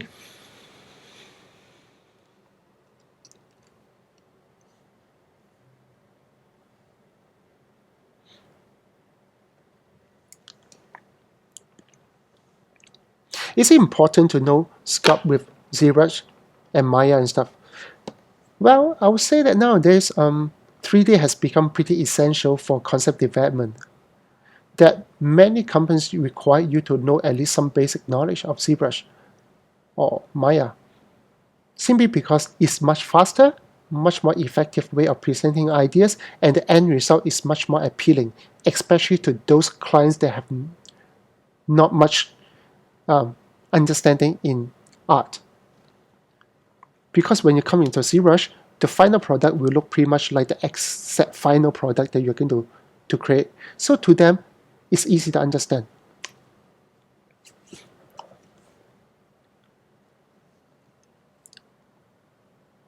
Okay, let me answer some other questions. So hi Stan, how difficult would it be to strive in the creative industry when you are not from a creative background? Then try to be in a creative background. When you start learning art, when you start expose yourself to art and improve your skill, you will have a creative background, right? So nobody born with a creative background. We acquire it. So if you think that you want to pursue your career in the creative industry, then start acting like one. Start involving yourself, grow yourself into this industry. We all start from nothing. So for me, I have no different than you. I start to learn more about the art industry, start to learn more about working with the client in the industry, start to improve my artworks, make art that people willing to share, people will love. All this, yeah, we just need to start it. Yeah, it's difficult. Yeah, nothing is easy, but if you really love it, it will be worth it. Yeah. The tips for exhibiting in convention. Interesting. Yeah, one of the career path that some of the artists choose to take is to be a con artist. Of course, I'm just saying as a joke. Con means conventions artist, means people go from convention to conventions to make a living. I've seen a lot from different conventions. Many times I sit next to these artists that they devote their entire life doing conventions. So 1 year they may do 30 conventions. I'm talking about 30 to 40 conventions. So almost every weekend they're at conventions. And then between conventions, they'll be creating artworks, drawing art, printing the artworks, getting ready for the next weekend. So to me, that's really mind-blowing that you can actually do that. But of course, I also understand that these people will take a toll in the growth of the art because they simply don't have enough time to grow, to learn. So they just keep churning out stuff.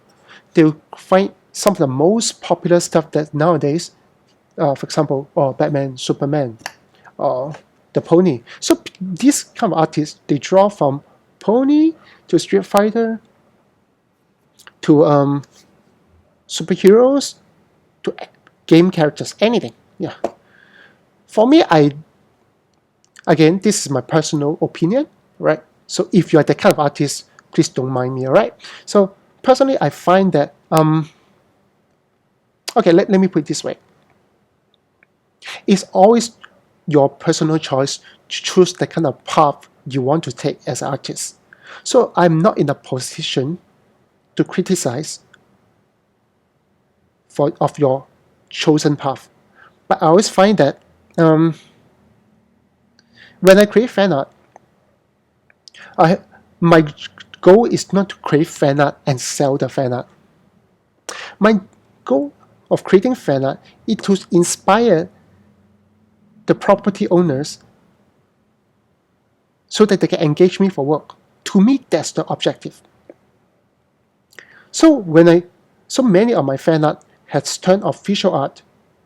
So they are official fan art. So company use them officially. DC use my fan art officially for statues, for official prints. Capcom use my fan art become official products, official covers. Yeah, it happens all the time. So to me, that is the fun that I like. I go conventions for one simple reason. I just want to shake hands with my fans, take a photo with them. To me, that's all I want. So my convention give me some kind of exposure, but to me, it's also my only chance to say hello to my clients because I'm not from the US, I'm not from Canada, but most of my clients are from the US and Canada, from the US. So the only chance for me to actually look at them, to say hello to them, to shake their hand, to thank them for supporting my art, is to go to the convention that they are at. Yep. So that's more like my kind of stuff. But for you, you want to exhibit in convention, you want to sign up for a table in the artist alley. I know it's tough to actually create something original and then try to sell those original stuff because nobody knows what these characters are. So you may want to make some fan art. But hopefully when you make the fan art, my personal philosophy is that make the fan art unique. Means it's your unique interpretation of the character. It brings a new dimension to the character that people don't see often. Most importantly, maintain the integrity of the character. Maintain the original design intention of the character and don't destroy them. If you are a fan of Batman, if I'm a fan of Batman, I want to create Batman the most positive way that is according to the design of Batman. So when I create a fan art, I need to keep that in mind, that I will not exploit the character and present them the way they should not be presented. Instead, I would like to see the fan art that I created eventually help to build more fans for the characters. Yeah. So at conventions, you may want to create some fan art that is unique interpretation of yours, and on top of that, create some person art just to show them what you can really do as artists. Yeah.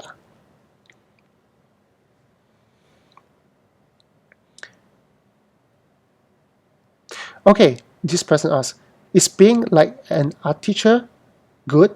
I want to be a teacher, and if I don't know, I should I go for it? Okay, interesting. My question is that, can you be an art teacher before being an artist? Think about that. Can you be an art teacher before being an artist? I don't think so, right? So before you choose to be a person who impart your knowledge to the next generations, make sure you are really good with it. I always have this interesting feeling. interesting conversation with some of the graduates from other schools. So sometimes when I ask them, like, so what do you like to do after you graduate? What's the plan? Many of them will tell me this. It's like, oh, if I could not find a job in the industry, then I will go back to school to teach. I was like, what the heck? So basically, if you cannot find a job in the industry because you are not good enough, you will choose to go back to school and teach the next generation of artists. So that's strange. So to me, to answer your question, before you become an art teacher, let's be a good artist first, so that you will have good knowledge to pass down to the next generation. Yeah.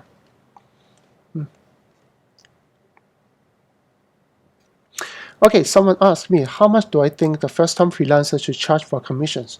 Well, my answer is the same. Charge whatever amount that you feel happy with, but you don't feel greedy about.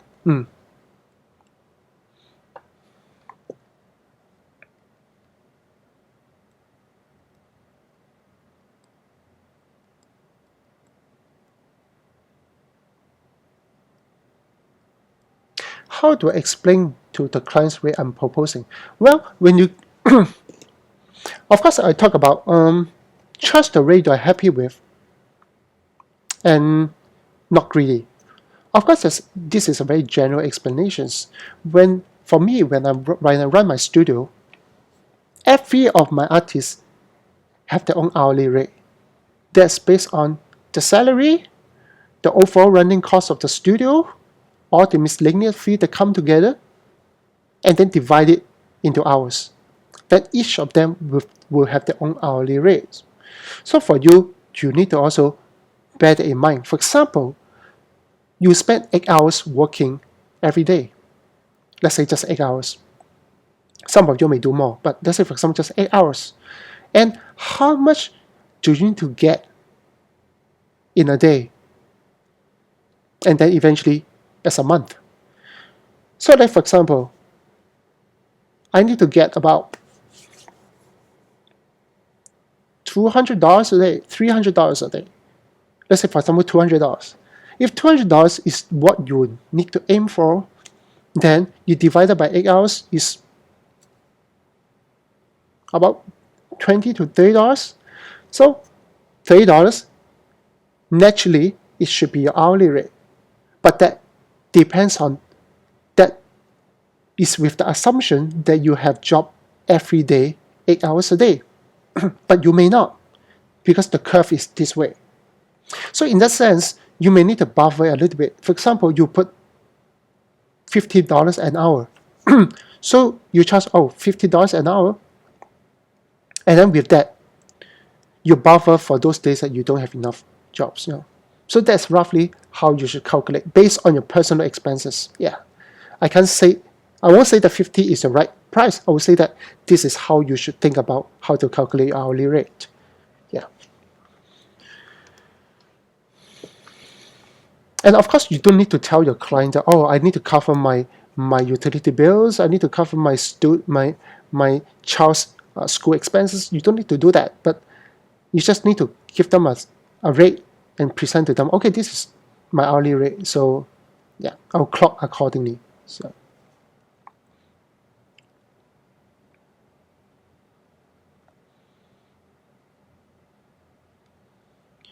okay, let me see.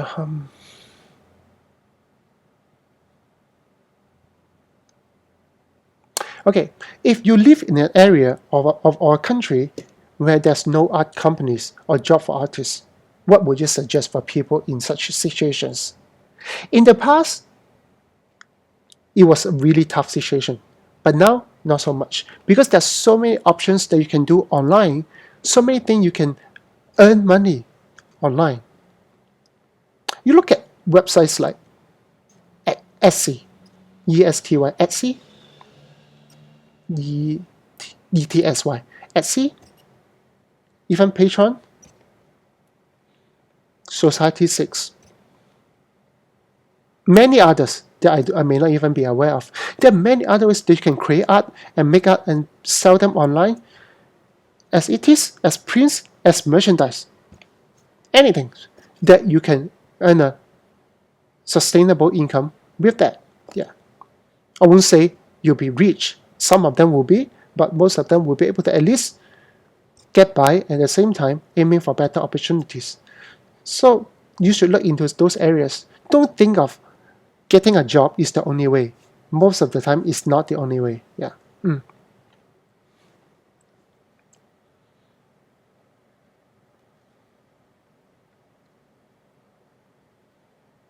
Do I think starting freelancing and commission while studying is a good idea? That's interesting because I told my students the same thing. I say, if you choose to study to learn from me in my school, make sure you do not accept any freelance and commissions during this time because it's meaningless. You see, you pay so much to get to the school to learn, yet you waste all of your time to do commissions. I mean, you spend so much and then you earn back a little, but you miss out all the knowledge that we can pass down to you and something that will allow you to grow and eventually getting better and getting better commissions. Yeah. So I personally don't think that doing freelance and commission during your study is a good idea, unless you tell me that your study is extremely boring and yeah.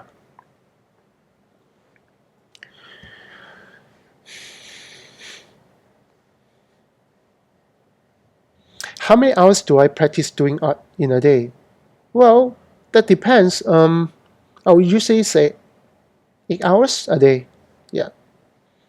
In the past, when I don't have to manage a studio, then have more time for my own artworks. Nowadays, I have other stuff to manage, so I may not be able to do 8 hours a day consistently for every day. So, but in the past, yeah, I would say 8 to 10 hours a day. Yeah.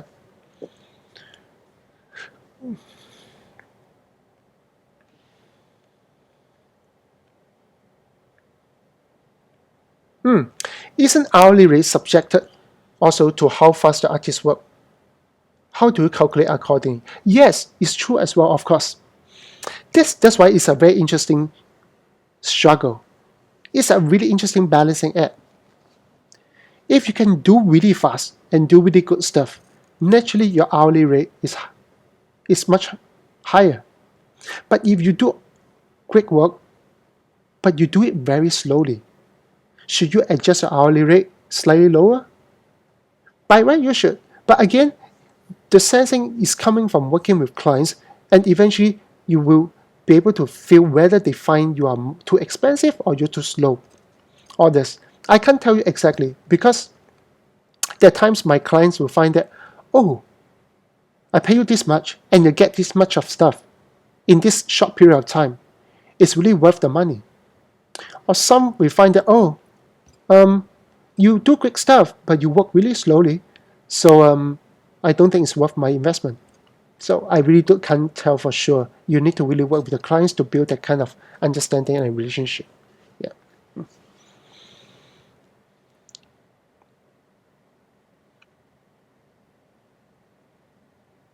Yeah.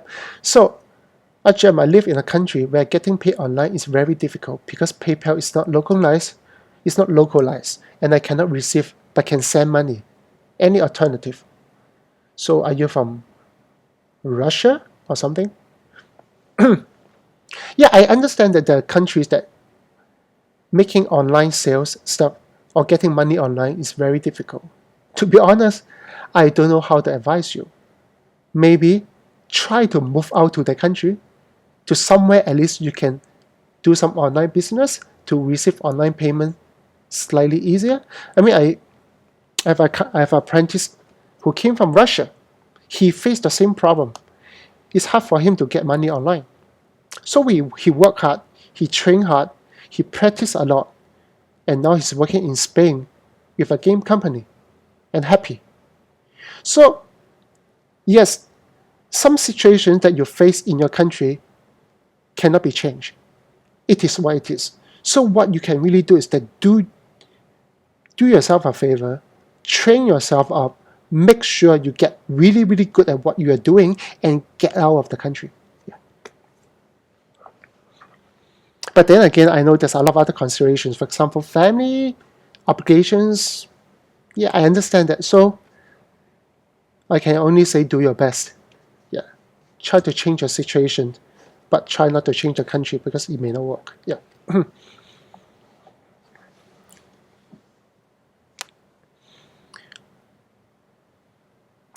Okay, if I want to start a daily practice routine, what do you think is the best way to do it? Well, firstly, you need to understand what you really want to do. For example, you want to draw characters, then spend time to do life studies. Go to a cafe, sit down, look at people, capture their poses, capture their expressions, capture the lighting, anything at all. It's always good to get used to drawing on the go if you are not working, of course. Try to look. Sometimes it's not just about drawing the entire character. Maybe today you just want to draw hands. So you look at different people's hands. At the train station, inside the train, sit down, look at people's hands and draw their hands. Anything that you do to keep you going, to build a good habit of drawing regularly. Yeah. So don't just draw for the sake of drawing. Don't just draw stuff that you draw all the time, but always draw something that with an objective in mind. So, today you just want to study hair. So you are capturing different people's hairstyle in the train, on the bus, wherever you are. So every day you will learn something in specific instead of just draw whatever. Yeah.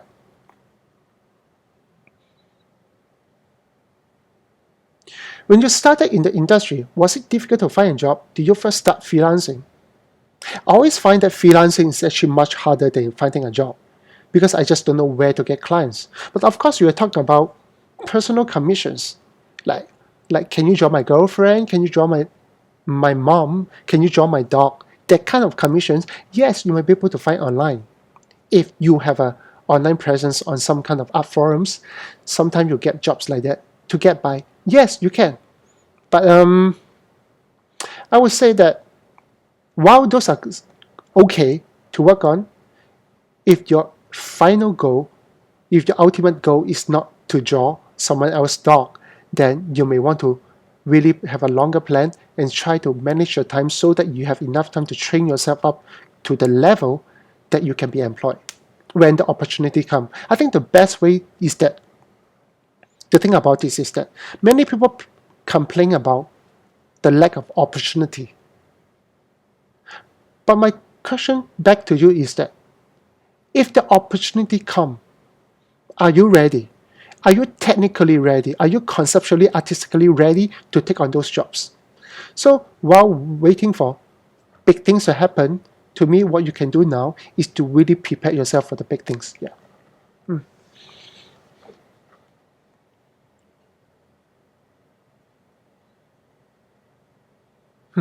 Interesting. If you do quick work and charge a higher rate, can a customer think that you are being paid too much since you are able to create something that really good in a short amount of time?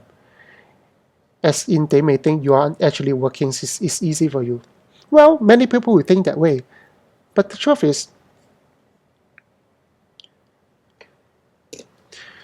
that's why when I talk about fan building, it's not just about building followers. Or let me put it this way. When I say building fan base, I'm talking about your clients as well. So if your client become your fans, your life will be much easier. Can you imagine if the client come to you because you work fast, you work good, and you work cheap? If every time they engage you for work, they look at you, calculate every dollar and cents, and try to see if you're really worth their money, logically, then you are not in a good position. Because there's always people who work faster, work better, and work cheaper than you. And then you will lose your job. But if you are able to convert your clients into your fans, then it's a very different story. Because when your client become your fans, they are no longer logically attached to your art.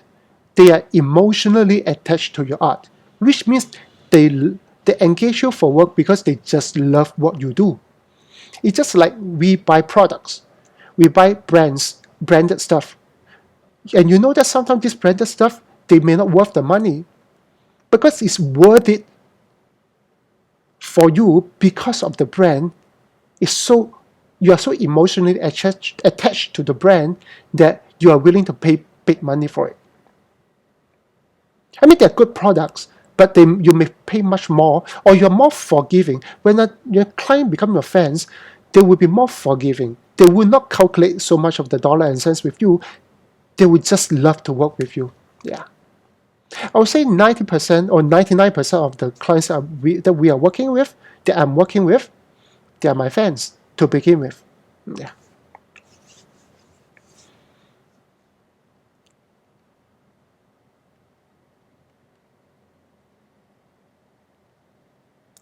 Okay, let's see. So many questions.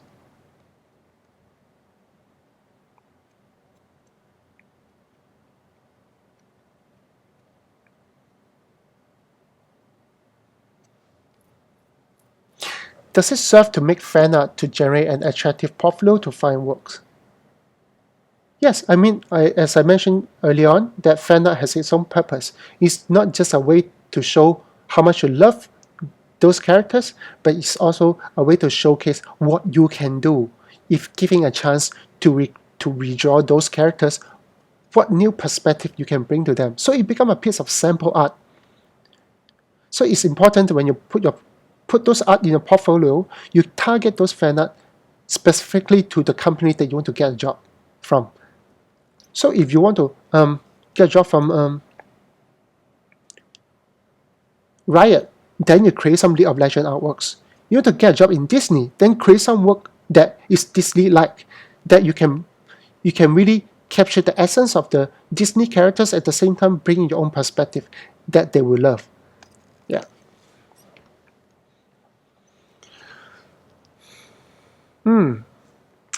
Okay, Stanley, I want to ask, do you get a lot of local commissions compared to foreign ones? I'm just wondering the difference between, like, say, Asian compared to American. Well, I would say that it's really everywhere. You see, I'm not the kind of full-time commission artist. I don't do commissions like full-time. I'm talking about personal commissions. So I do them for fun. So it's much harder to get my original artworks because I just don't produce that many. So regardless of Asia or America, those people who are willing to pay that money that I'm asking for, I would say they come from everywhere. And they are a small bunch of people. Yeah.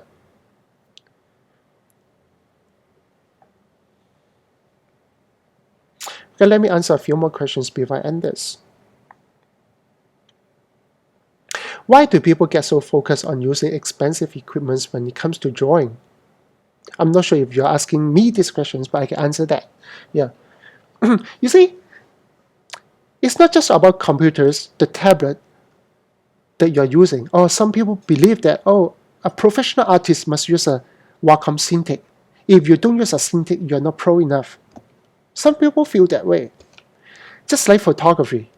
Some people need to own a big camera in order to take photos.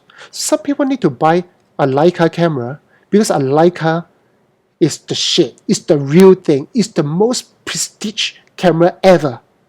So they feel inspired when they hold a Leica camera in their hand. So my answer to you is that it doesn't matter what kind of equipment you're using. The question is that, does those equipment inspire you to work? If it inspires you to work, maybe it's worth the investment. Doesn't matter what it is. If you can't produce great artworks until you have a Cintiq, a 27-inch Cintiq, if that's the only way for it to work, then maybe you have to invest your money in those things. Yeah.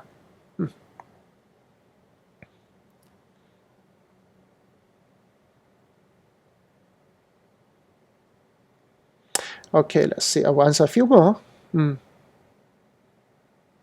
Do I get bored or tired of drawing sometimes because it's now a job for you? No, never.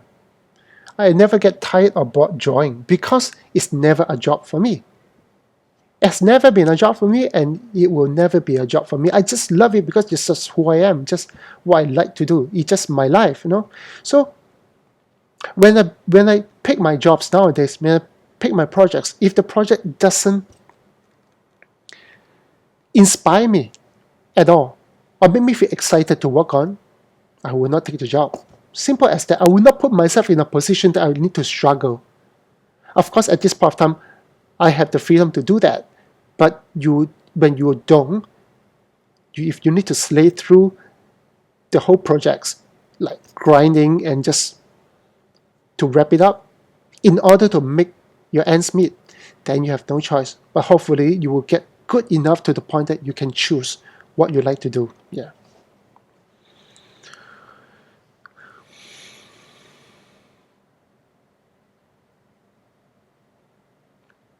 Okay, I'll say last questions before I end this.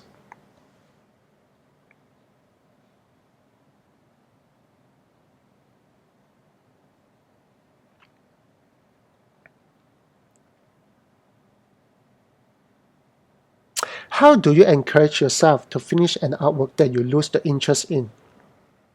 That happens to me when you spend too much time on an artwork. Yes, that's true. That may happen to me as well. That's why I choose to work fast. I try not to work something too ambitious. There's something I can finish within a day or two so that I can move on to the next one. Because I know that if I set myself up for something too challenging, for example, 100 people kind of battle scene, I will definitely lose interest.